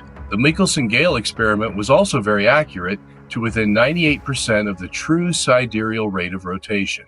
It was accurate because it is obvious by looking at the sky each day that there is a relative rotation between Earth and space. As such, all the experimenter must do is orient the interferometer apparatus parallel to the relative rotation. Moreover, they knew the experiment was measuring only ether drift, since the tubes in which the light beams traveled were in a vacuum.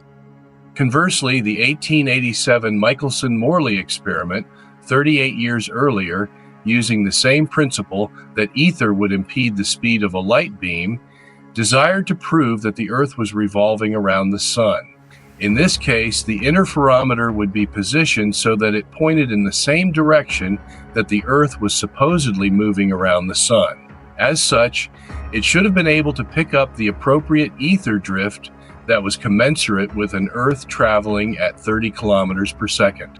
But it hardly measured any ether drift even after the experiment was repeated hundreds of times by a dozen different scientists over the next 50 years. It was the most repeated experiment in history to this very day.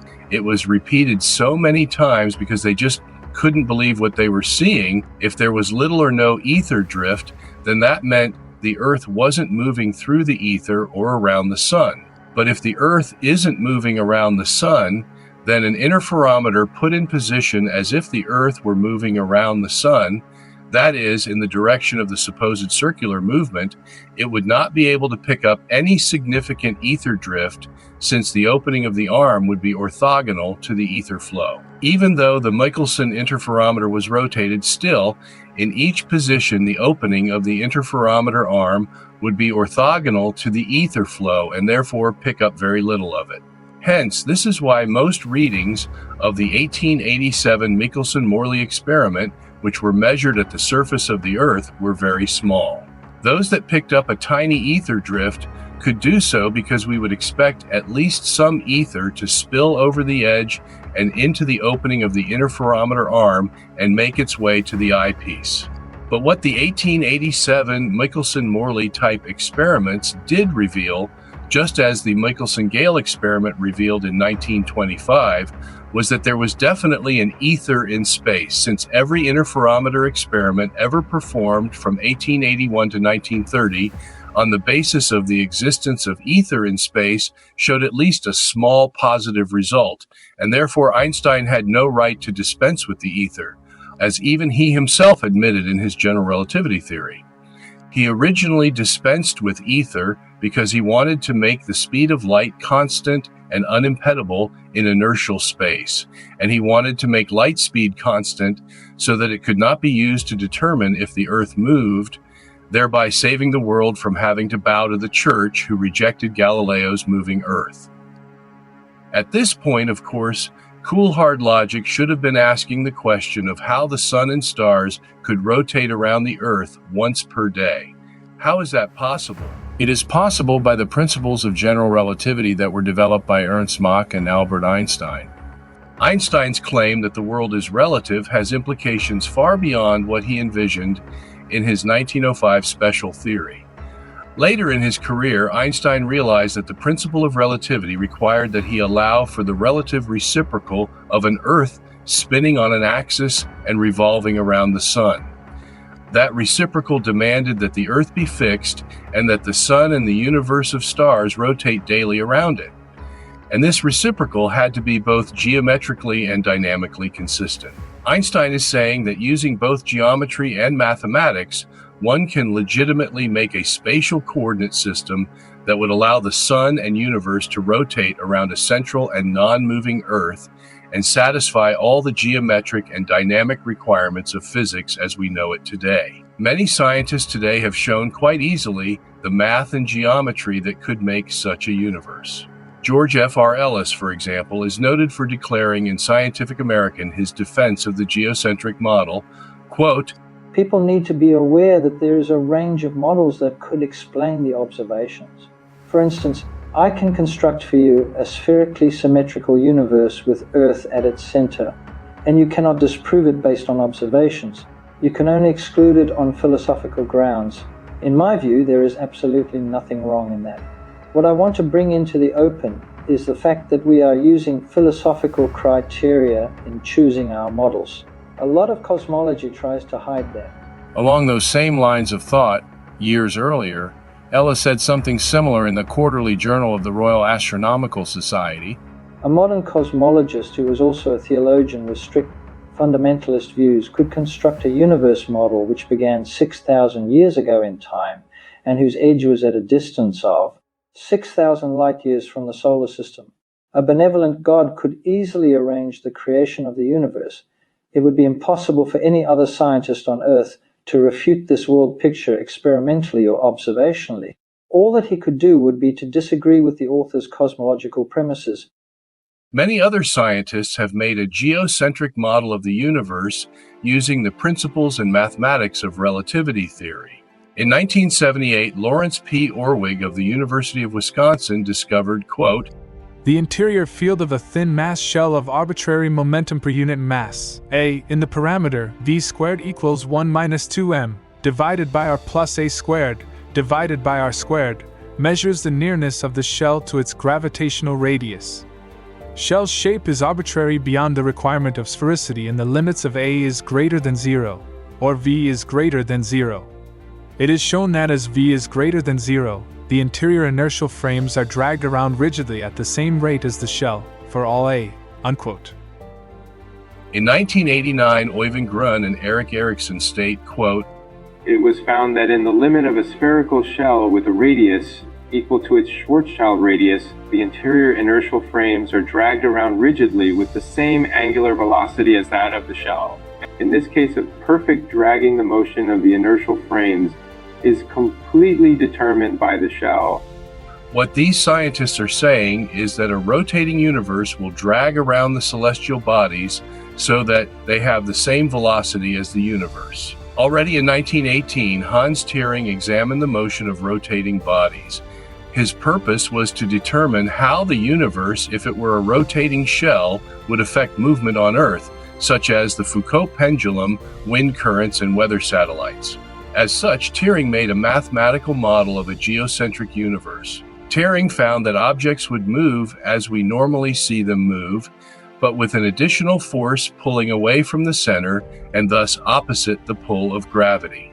As Turing notes in his concluding remark, quote, "By means of a concrete example, it has been shown that in an Einsteinian gravitational field caused by distant rotating masses, forces appear which are analogous to the centrifugal and Coriolis forces." If you will recall, earlier we stated that the rotating universe creates centrifugal and Coriolis forces as real forces that control the positions and movements of all the stars and galaxies, and this is precisely what Turing had found. Nobel laureate in physics Max Born summed up Turing's work as, quote, "Thus we may return to Ptolemy's point of view of a motionless Earth. This would mean that we use a system of reference rigidly fixed to the Earth in which all stars are performing a rotational motion with the same angular velocity around the Earth's axis. One has to show that the transform metric can be regarded as produced according to Einstein's field equations by distant rotating masses. This has been done by Turing. He calculated a field due to a rotating hollow, thick-walled sphere and proved that inside the cavity it behaved as though there were centrifugal and other inertial forces usually attributed to absolute space. Thus, from Einstein's point of view, Ptolemy and Copernicus are equally right. What point of view is chosen is a matter of expediency." Joseph Lenz joined Turing and made more calculations, this time replacing the rotating shell by a rotating solid sphere, and still the same centrifugal and Coriolis forces appeared. The importance of the discovery is accentuated by the fact that Newtonian mechanics does not incorporate such real forces, since the inertial forces are said to be fictitious. Lenz writes, quote, "The rotation of distant masses produces a gravitational field equivalent to a centrifugal field. From another perspective, it seems interesting now, by the same means, to perform the not too difficult task of integrating the field equations for a rotating solid sphere. In the Newtonian theory, one can exactly replace the field in the space surrounding a stationary or rotating sphere of incomprehensible fluid as equivalent to that of a point mass, but for a rotating sphere this is not the case. In the latter case, there appear supplementary terms corresponding to centrifugal and Coriolis forces." Physicist William G. Rosser addresses this same principle in his famous book, An Introduction to the Theory of Relativity. It spells out what so many people today are misinformed about concerning what relativity allows and disallows. He writes, quote, "Relative to the stationary roundabout, the Earth, the distant stars would have a velocity r times omega, or radius times angular velocity, and for sufficiently large values of radius r. The stars would be moving relative to the observer with linear velocities exceeding 300,000 kilometers per second, the terrestrial value of the velocity of light. At first sight, this appears to be a contradiction to the axiom that the velocities of all material bodies must be less than c, the speed of light. However, the restriction of 300,000 kilometers per second is restricted to the theory of special relativity. However, this is not true when gravitational fields are present.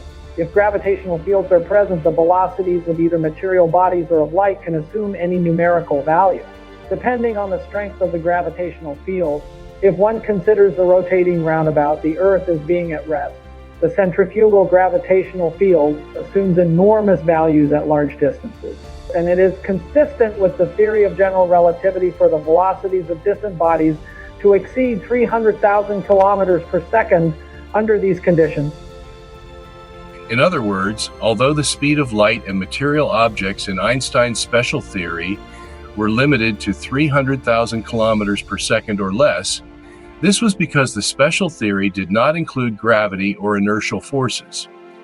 But since gravity and inertial forces permeate the universe, Einstein had to include them in his general relativity. Once he did, this allowed light and material objects to exceed, even exponentially, the speed of 300,000 kilometers per second. And since general relativity equates gravity to inertial forces, this means that a rotating universe which produces the centrifugal inertial force and the Coriolis inertial force is producing a combined force akin to gravity that acts on all bodies in the universe and forces them to rotate with the rotating universe at superluminal speeds. No one in the field of physics should be surprised at this, since Big Bang cosmology uses general relativity to exceed the speed of light in its initial superluminal inflation period, as well as the expansion of the present Big Bang universe, which presently has the universe expanding at 4 times the speed of light. Next on the list is Sir Hermann Bondi. Although neither he nor any of these secular scientists would refer to themselves as geocentrists, they all admit that modern physics has no choice but to defend geocentric cosmology. This becomes abundantly clear in a 1994 paper Bondi wrote titled Angular Momentum of Cylindrical Systems in General Relativity. Bondi discovered 2 important facts from general relativity. First, he derived and quantified what has been traditionally known as angular momentum, discovering in the process that the universe's cylindrical symmetry prohibits gravitational waves from carrying angular momentum. This finding refuted a critique of geocentrism which posited that, to conserve angular momentum, the universe must slow down if a mass is raised on Earth, or accelerate if the same mass were lowered. Bondi showed that according to general relativity, this is not the case, and thus the criticism against geocentrism was neutralized. Related to this fact, Bondi also discovered that, according to general relativity, all the mass beyond the Schwarzschild radius, that is, where the tangential speed of the universe exceeds c, and which would occur at the orbit of Saturn, can be ignored since it will contribute nothing more to the frame dragging and inertial forces already present. This was certainly an amazing discovery for geocentrism. Another aspect of Bondi's teaching that makes geocentrism feasible is his development, along with Georges Lemaitre and Richard Tolman, of the spherically symmetrical universe. Einstein's field equations allow at least 2 possible universes that were more or less diametrically opposed to one another. The initial possibility was an isotropic and homogeneous universe. Using Riemannian 2-dimensional geometry that pictured the universe as a balloon with no center, it eventually developed into the Big Bang theory. Such a universe will appear the same from every direction, and thus it has no center or distinguishing point. Today, this model generally goes by the name of the Lemaitre-Robertson-Walker model. The second possible universe from Einstein's field equations was an inhomogeneous isotropic universe.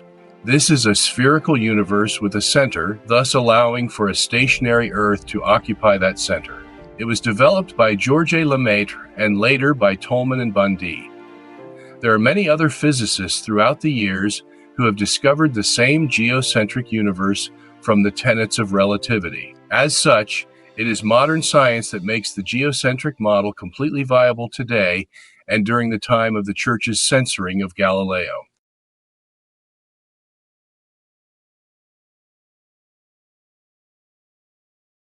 Up the mustard, and now we have an entire universe revolving around the Sun. Surely, though, no geocentrists would actually be dumb enough to put forward such an obviously heliocentric universe and call it geocentric, would they?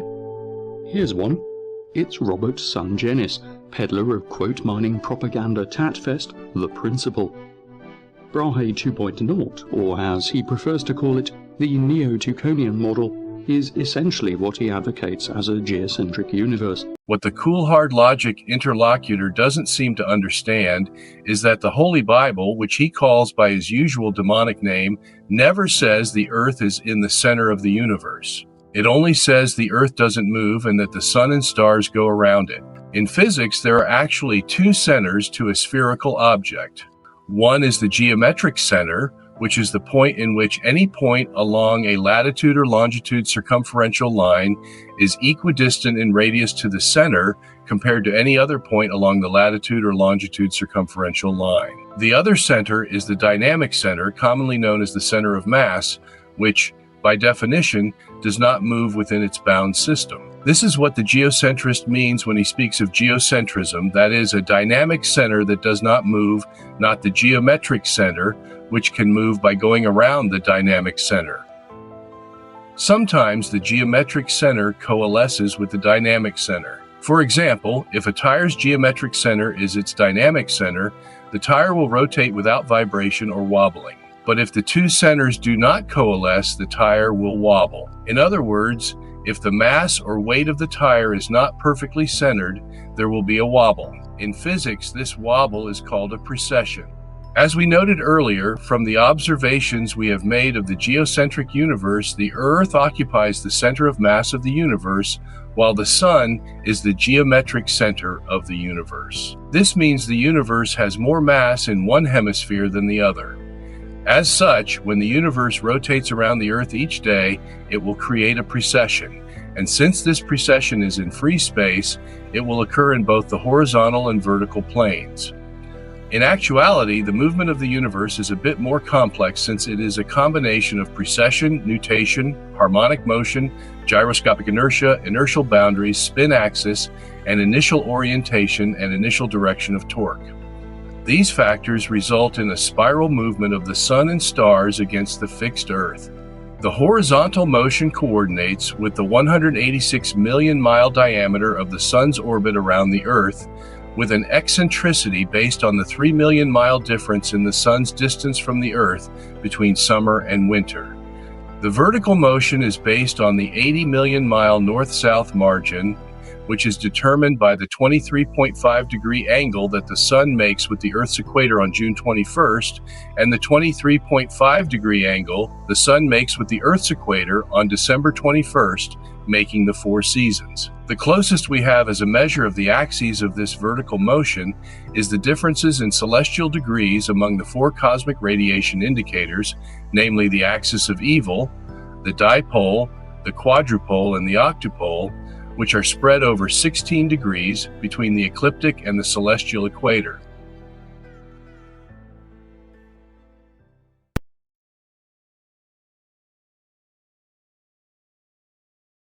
Here's one.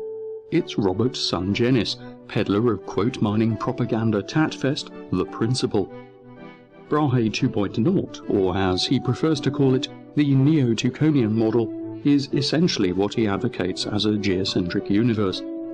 Of course, it still needs some amending, so we're not done yet. Remember, here the cool hard logic interlocutor calls the movie, The Principle, an assortment of derogatory names, continuing to show how immature he is by trying to persuade the audience with constant ad hominem attacks, yet all the while doesn't have the courage to identify himself or give his name. As you have probably noticed, for the most part we let this schoolyard bully go unrequited because we sympathize with the fact that he obviously doesn't know as much about cosmology as he thinks he does. As we know from his earlier statement, the interlocutor of the cool hard logic video has already admitted that the Neo-Tychonic model answers all of the objections he had raised in his previous videos. This occurred at the 844 mark, when he said that the Brahe 2.0 version did indeed answer the common objections to geocentrism. Let's listen again to that part of his monologue. And the annual Doppler and parallax problems with one simple change. If we totally abandon any hint of Ptolemy and move the stars so that they are centered on the Sun, we can rotate the whole lot around Earth once a day. If we then rotate the stars around the Sun once a year, then the Sun moves around the ecliptic each year and we see drift in the stars each night. It also then gives rise to the annual parallax and Doppler shift cycles as the stars change their apparent position and their distance from Earth. Things are looking up for the geocentrists. It gets better. By centering the entire universe on the Sun, then the surface of last scattering, the source of the CMB, is also centered on the Sun. This would produce an annual Doppler variation in the CMB radiation too. It's another observation in the bag for geocentrists. Could this fresh, new Brahe version 2.0 be the solution? Whoa, not so fast.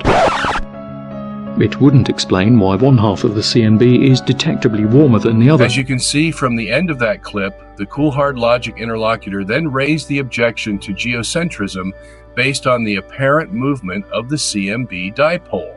The interlocutor assumed the speed was 371 kilometers per second, and that as it passed the Earth, it made a dipole of the radiation, a red shift on the left side, and a blue shift on the right side. He then asked, rhetorically, how the stationary Earth of geocentrism could account for this speed, since a stationary Earth is obviously not moving through the CMB to feel any speed against the CMB, much less make a radiation dipole. But his objection only showed how woefully ignorant he was of the recent discoveries about the CMB. He was totally unaware that a slew of additional researchers found that the CMB speed was far higher than 371 kilometers per second, but more importantly, that there existed various speeds, not just one, and they were coming from various directions in space. These facts force them all to conclude that the dipole anisotropy is not based on kinematics, that is, the Earth moving through the CMB, but on an intrinsic anisotropy in the universe itself. The cool hard logic interlocutor is also apparently unaware that studies of radio galaxies and quasars show that the universe has a hemispherical galaxy imbalance, as well as showing a right-handed rotational tendency due to this imbalance. In other words, the cool hard logic interlocutor seems to be quite ignorant of the very objection he raised against the geocentric model.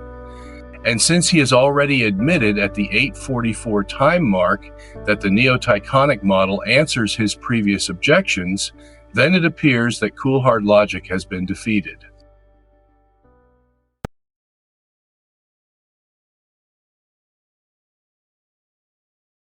And how in reality they are explained simply by having Earth's axis tilted to its orbital plane.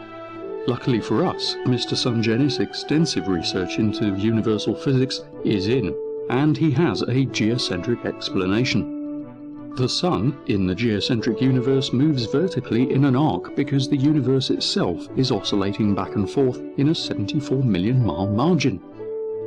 Since the Sun is held in the gravitational field of the universe, the Sun will likewise oscillate within the same 74 million mile margin, which turns out to be a maximum angle of 23.5 degrees if measured from the centre of the Earth to the centre of the Sun. Hence, because the universe is spherical and oscillates accordingly, the Sun will move vertically in an arc, obeying all the present laws of physics. See figure below.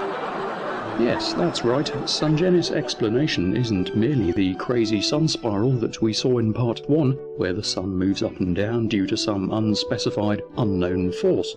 That would be silly.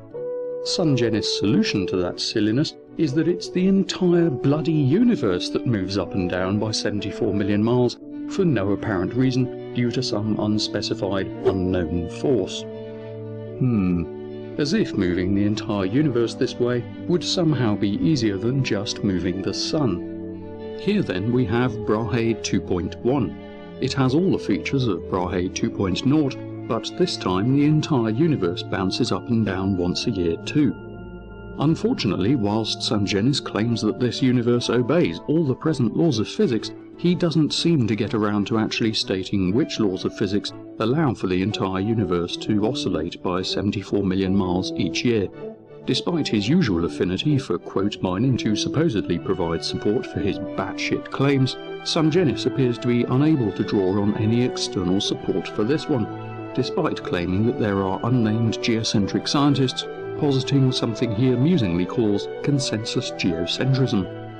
Here's a quick heads up as Here, cool hard logic adds to his ignorance by claiming that as the geocentric universe has the Sun, and universe moving in a vertical plane by 47 degrees over the course of 6 months, that there is no force that allows it to do so. Of course, this means that cool hard logic totally ignored the explanation given in the book Geocentrism 101 when we wrote the following about why Michael Longo discovered an asymmetry among the universe's galaxies. We stated, quote, "From the geocentric perspective, the asymmetry he discovered is due to the universe's spin around its center of mass in the clockwise direction with a slight spiral precession," unquote.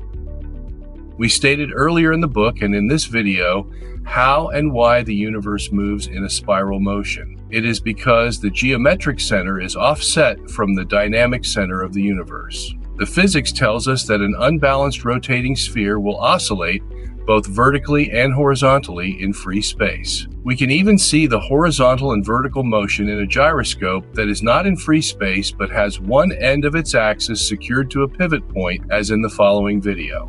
If you look down the symmetry axis of the top towards the support, the top is always spinning in a counterclockwise direction. Depending on the initial conditions, the top can execute a variety of motions. Here, the top is precessing steadily about the z-axis near the xy plane. Let's start this simulation again, adding a trail to the center of the disk so you can see the path that it follows. We can also arrange for the top to precess at an angle high above the xy plane or at an angle well below the xy plane. For some initial conditions, the top will bob up and down. This type of motion is called nutation.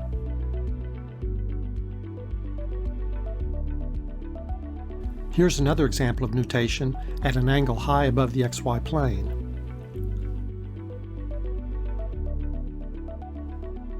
We can also make the center of the disk execute loops.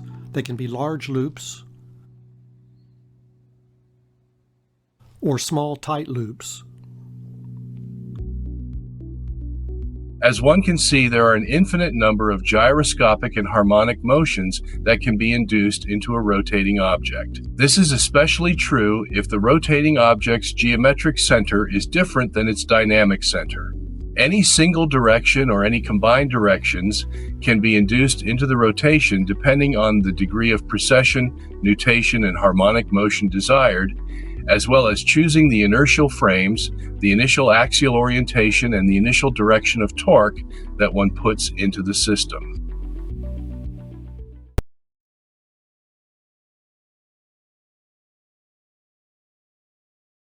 Sungenis appears to be unable to draw on any external support for this one, despite claiming that there are unnamed geocentric scientists positing something he amusingly calls consensus geocentrism. Here's a quick heads up as to which laws of physics allow for the entire universe to move up and down once a year. Again, cool hard logic shows his ignorance, since the only forces he lists are the strong and weak nuclear forces, electromagnetism, and gravity, thus leaving out the physical law of precession, angular momentum, as well as centrifugal, Coriolis, and Euler forces that are real forces in the geocentric model, but only fictitious forces in his heliocentric model. While cool hard logic falsely claims that we make up forces, he sees no hypocrisy in himself when he touts the Big Bang theory, but lets its theorists off the hook by allowing them to make up things like inflation, an anti-gravity substance proposed by Alan Guth of MIT in 1979, in which the universe supposedly inflated to 10 to the 30th power meters in 10 to the minus 26 seconds, breaking all the tenets of their prized special relativity theory in the process, and never telling us how or why such a massive inflation occurred in the first place. The number 10 to the 30th power meters is quite interesting in itself. This is a number with 30 zeros after it. It is equal to 6.21 times 10 to the 26th power miles, or 621 septillion American miles, or 621 quadrillion British miles. Why is this important? Because the Big Bangers claim that the universe we now live in is 93 billion light years in diameter. A light year is about 6 trillion miles. So if we multiply 93 billion light years by 6 trillion miles, we get 5.58 times 10 to the 23rd miles, or about 0.558 septillion miles for the diameter of the universe. But as you can see, 0.58 septillion miles is over 3 orders of magnitude smaller than the 621 septillion mile diameter of the inflation period, which makes the dimensions of the inflation 1,000 times bigger than the present universe. So it looks like inflation proves too much for the Big Bangers, no? Perhaps this is why Wikipedia lowered the number to 10 to the 26th power, but even then the inflation size is equal to the size of the present universe. How can that be if the Hubble expansion of the universe started from the end of the inflation period 13.8 billion years ago? After the inflation period, they need a lot of energy to keep the so-called Hubble universe expanding. And instead of telling us where this energy comes from, they make it up out of thin air and give it a mysterious name called dark energy. But again, no one has ever discovered dark energy, although they have been looking for it for over a half century.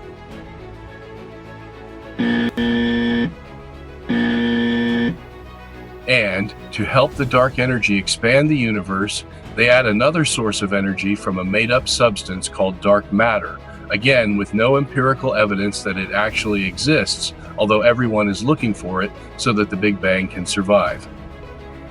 But it turns out that the dark matter has a double duty.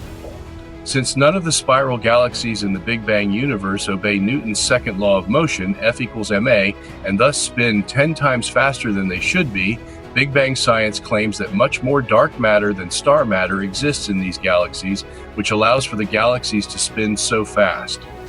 Again, no one has found any of this dark matter in the galaxies. So much for empirical science. And once they have the universe expanding over billions of years in order to satisfy the needed time for cosmic and biological evolution, they tell us that it is expanding way beyond the speed of light. Yet, for everything else in the universe, they keep preaching that nothing can go faster than the speed of light, so that they can uphold the special relativity theory. The theory, if you will recall, that was invented by Einstein so that he could keep the Earth spinning and revolving around the sun instead of being stationary, as the experimental evidence showed. All of these inventions, which have no empirical evidence to support them, are simply made up out of thin air so that scientists can force the world into believing that they live in a world of time and chance called the Big Bang, where nothing is as it seems. And don't you dare contradict them, or you will lose your university professorship and be castigated as a total crackpot. So why does Cool Hard Logic still cling to these fantastic ideas? Since he can't prove them by science, it appears he depends on his own sky fairy and his magic wand. In fact, if there is anyone who appears to believe in magic, it is the Cool Hard Logic interlocutor. For example, he believes that the Earth came to be just the right distance from the sun so that it isn't too cold or too hot for biological life. He believes the Earth is just the right size to maintain this temperature, not too big, not too small, and he believes it has just the right ratio of water to land to preserve the temperature. He believes that somehow the Earth rotates at the exact rate of 23 hours, 56 minutes, and 4.09 seconds every day to preserve the temperature, even though the Earth is daily pelted by external forces from planetary perturbations to meteors, and should be slowed by internal forces such as earthquakes, volcanoes, tsunamis, or even every time a high-rise structure is built on Earth, but somehow the Earth maintains its rotation rate down to the 100th of a second. Geocentrists don't have that problem, since the massive universe supplies enough momentum to keep it turning at the same rate without increase or decrease.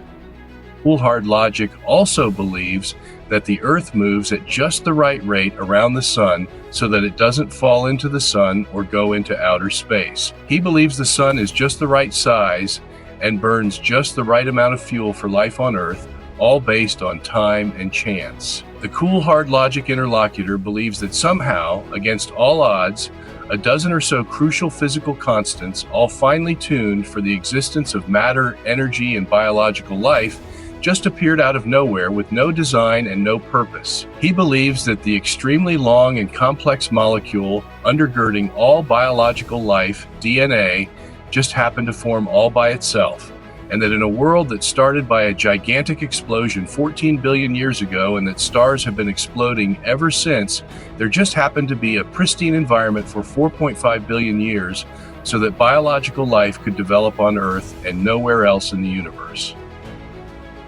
But he and his like-minded atheists know as a fact of life that in their day-to-day experience it takes a lot of intelligence to make even the simplest things, not to mention complex things like buildings, bridges, and nuclear reactors. They know that if the slightest thing goes wrong, or the tiniest object deteriorates, the whole thing could fail or even explode and destroy itself. Yet how this world somehow bypassed all of those common problems and put itself together without any intelligent design behind it, but only brought it into existence by time and chance, he has no explanation. He knows that everything man has made requires a vast amount of intelligence from a vast amount of people, but somehow the universe can put itself together and avoid any danger of destruction without any intelligence at all. This is the kind of, shall we say, bat crap crazy stuff that cool hard logic believes in. He believes in magic, not science, since no legitimate science has ever, or could ever, show that the world came into existence by itself and evolved into a complex entity by time and chance. As the psalmist once wrote, "The fool has said in his heart, there is no God." And as St. Paul said in the letter to the Romans, quote, "For what can be known about God is plain to them, because God has shown it to them." Ever since the creation of the world, his invisible nature, namely his eternal power and deity, has been clearly perceived in the things that have been made. So they are without excuse, for although they knew God, they did not honor him as God or give thanks to him, but they became futile in their thinking, and their senseless minds were darkened. Claiming to be wise, they became fools, unquote.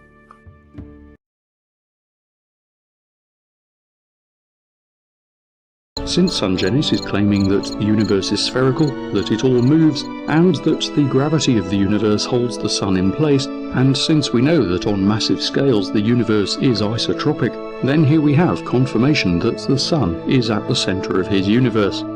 As we saw earlier, it has to be, in order for the CMB to exhibit an annual Doppler shift. There is apparently no limit to the stupidity of geocentrists in proposing a geocentric universe where the sun is at its centre. That's what happens when you try and retrofit reality into half-assed religious claptrap. So we're left with the inescapable conclusion that the desperate attempts of geocentrists to update their universe have no effect on it being absolute bollocks. So again, we see that cool, hard logic ignorance or misunderstanding of his opponent's system leads him into more misunderstanding and more straw men. Notice here that cool, hard logic insists that the neo-Tychonic geocentric model holds that, quote, "The universe must be physically centered on the sun and rotate around it," unquote. This is incorrect. Although the universe is centered on the sun, both the sun and the stars rotate around the earth once per day. In other words, the geometric center of the universe revolves around the dynamic center of the universe. Another way to say it is that the whole universe and everything in it is rotating around its center of mass, the fixed Earth, once per day.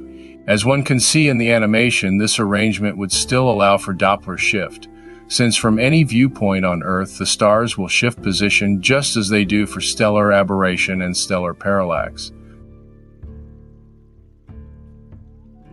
In the next slide, cool, hard logic now insists that the geocentric model has the gravity of the universe holding the sun in place. Once again, his understanding is incorrect. We have made it clear in all our publications that the angular momentum of a rotating universe creates the three inertial forces: the centrifugal, the Coriolis, and the Euler. We have also stated that since the Coriolis force, which is an inward curved force, is twice the magnitude of the centrifugal, an outward force, the combination of these forces results in a net centripetal force on the sun and the stars, so that they remain in their respective positions. One can even find this information on Wikipedia. It is quite apparent that although cool, hard logic pretends to understand the geocentric system, he fails to grasp many of its most rudimentary concepts. As we noted earlier, much of his misunderstanding is due to the fact that his primitive Newtonian model considers the universe as absolute and unmoving, which requires him to regard the three inertial forces as mere artifacts of motion, and thus his whole application of the physics is handicapped. Conversely, the modern general relativistic model understands that the universe is not absolute and can thus move. which then requires that the three inertial forces are real forces akin to gravity, electromagnetism, or nuclear forces. In this next slide, cool hard logic also makes the mistake of saying that the geocentric system believes, quote, "The sun is at the center of mass of the entire universe," unquote. Out of ignorance or confusion, we do not know why this interlocutor makes such assertions, since we have said just the opposite for the last 20 years. We have said that the sun is the geometric center of the universe, while the earth is the dynamic center, and they are two entirely different things. As for the annual Doppler shift, Cool Hard Logic had already admitted earlier in his video that allowing the sun to oscillate back and forth would allow Brahe version 2.0 to account for the Doppler shift, but he now tries to modify that admission by claiming that the Neo-Tychonian model has the sun in the center of the universe, and thus tries to make it appear that having a geometrically sun-centered universe is a problem for the geocentrist, because in some ways it looks like a heliocentric version.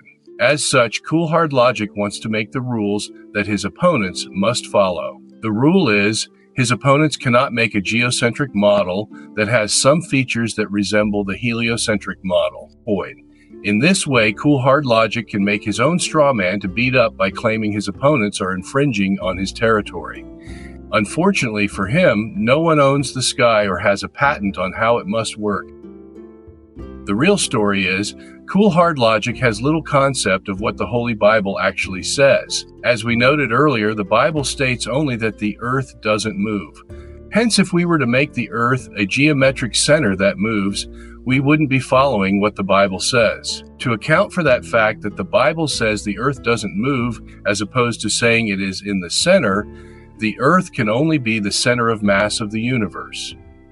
And as a result, the sun occupies the geometric center, which allows it to revolve around the dynamic center, which is not a difficult concept to grasp for someone who knows the physics.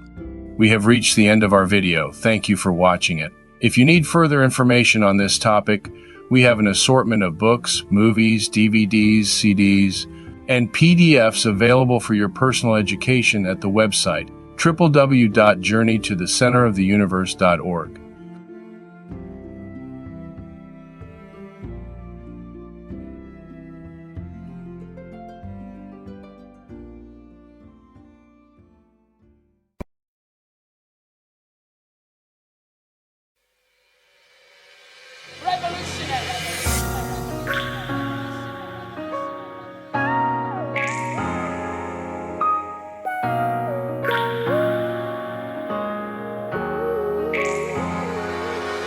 When you're from my block, they say you ain't special. Very few will be king. You're just a speck in the whole universe. Luck and chance is the thing. But I found out what they have kept secret. Healed my pride in the hurt. Brilliant mind said God is more than watching. Woke up and realized I'm the center of the universe. I know it. You are, you know it. Oh, we going. Hey, to the center of the Small town boy with a big town dream. Small town, sorry, I gotta leave. Now I'm in that big town scene. Did the big town spit out the week? And I've been here 5 years strong, but my spaceship losing throttle. Once felt like the center of the stars, like ancient Greeks, Aristotle. Now that Copernicus model, my frame of mind, I'm insignificant. Somewhere off in the distant reaches of space and time. No creator, just randomized, no longer destined for me to shine. Get a call, granny dying, home was calling, perfect timing. From my block, they say you ain't special. Very few will be king. You're just a speck in the whole universe. Luck and chance is the theme. But I found out what they have kept secret. Heal my pride and the hurt. Brilliant mind said God is more than watching. I woke up and realized I'm the center of the universe. I know it. And you are, you know it. Oh, we going. Hey, to the center. And I see you in grandma's bed. She said you're home, but your dream ain't dead. Nah, check the principle, learn from this. Galileo changed views like Copernicus. I'm confused, is this just some kind of deathbed gibberish? I asked her to explain the significance. Some kind of sixth sense, somehow she know I plan on quitting. She hit me with, it don't matter what your last name is. Yo, you neatly cracked it. Booker T was a slave before a black activist, and Eminem was trailer park bound before massive riches. I told her that way back when I first started spitting. Never question your significance, baby. You've been so significant since you've been a baby. See, it ain't earned, it may be learned. I get your point, so I'ma turn it up. I am, I know it. And you are, you know it. Oh, we going. Hey, to the center of the universe. I am, I know it. And you are, you know it. Oh, we going. Hey, to the center of the universe. From me to the heavens, to the air that I'm breathing, I'm here by design, time to shine on the earth. So ring the alarm for those who are sleeping. Wake up, I'm the center of the universe. We're taught in school the stars in the sky signify we're not the bullseye. Evidence weak is hypothesized, the rules been pulled all over our eyes. And I don't believe just cause the Ivy Leaguers with ponds come, don't be algae eaters. Grandma told me don't be deceived. Can y'all feel my dark energy? Can y'all feel my dark energy? I am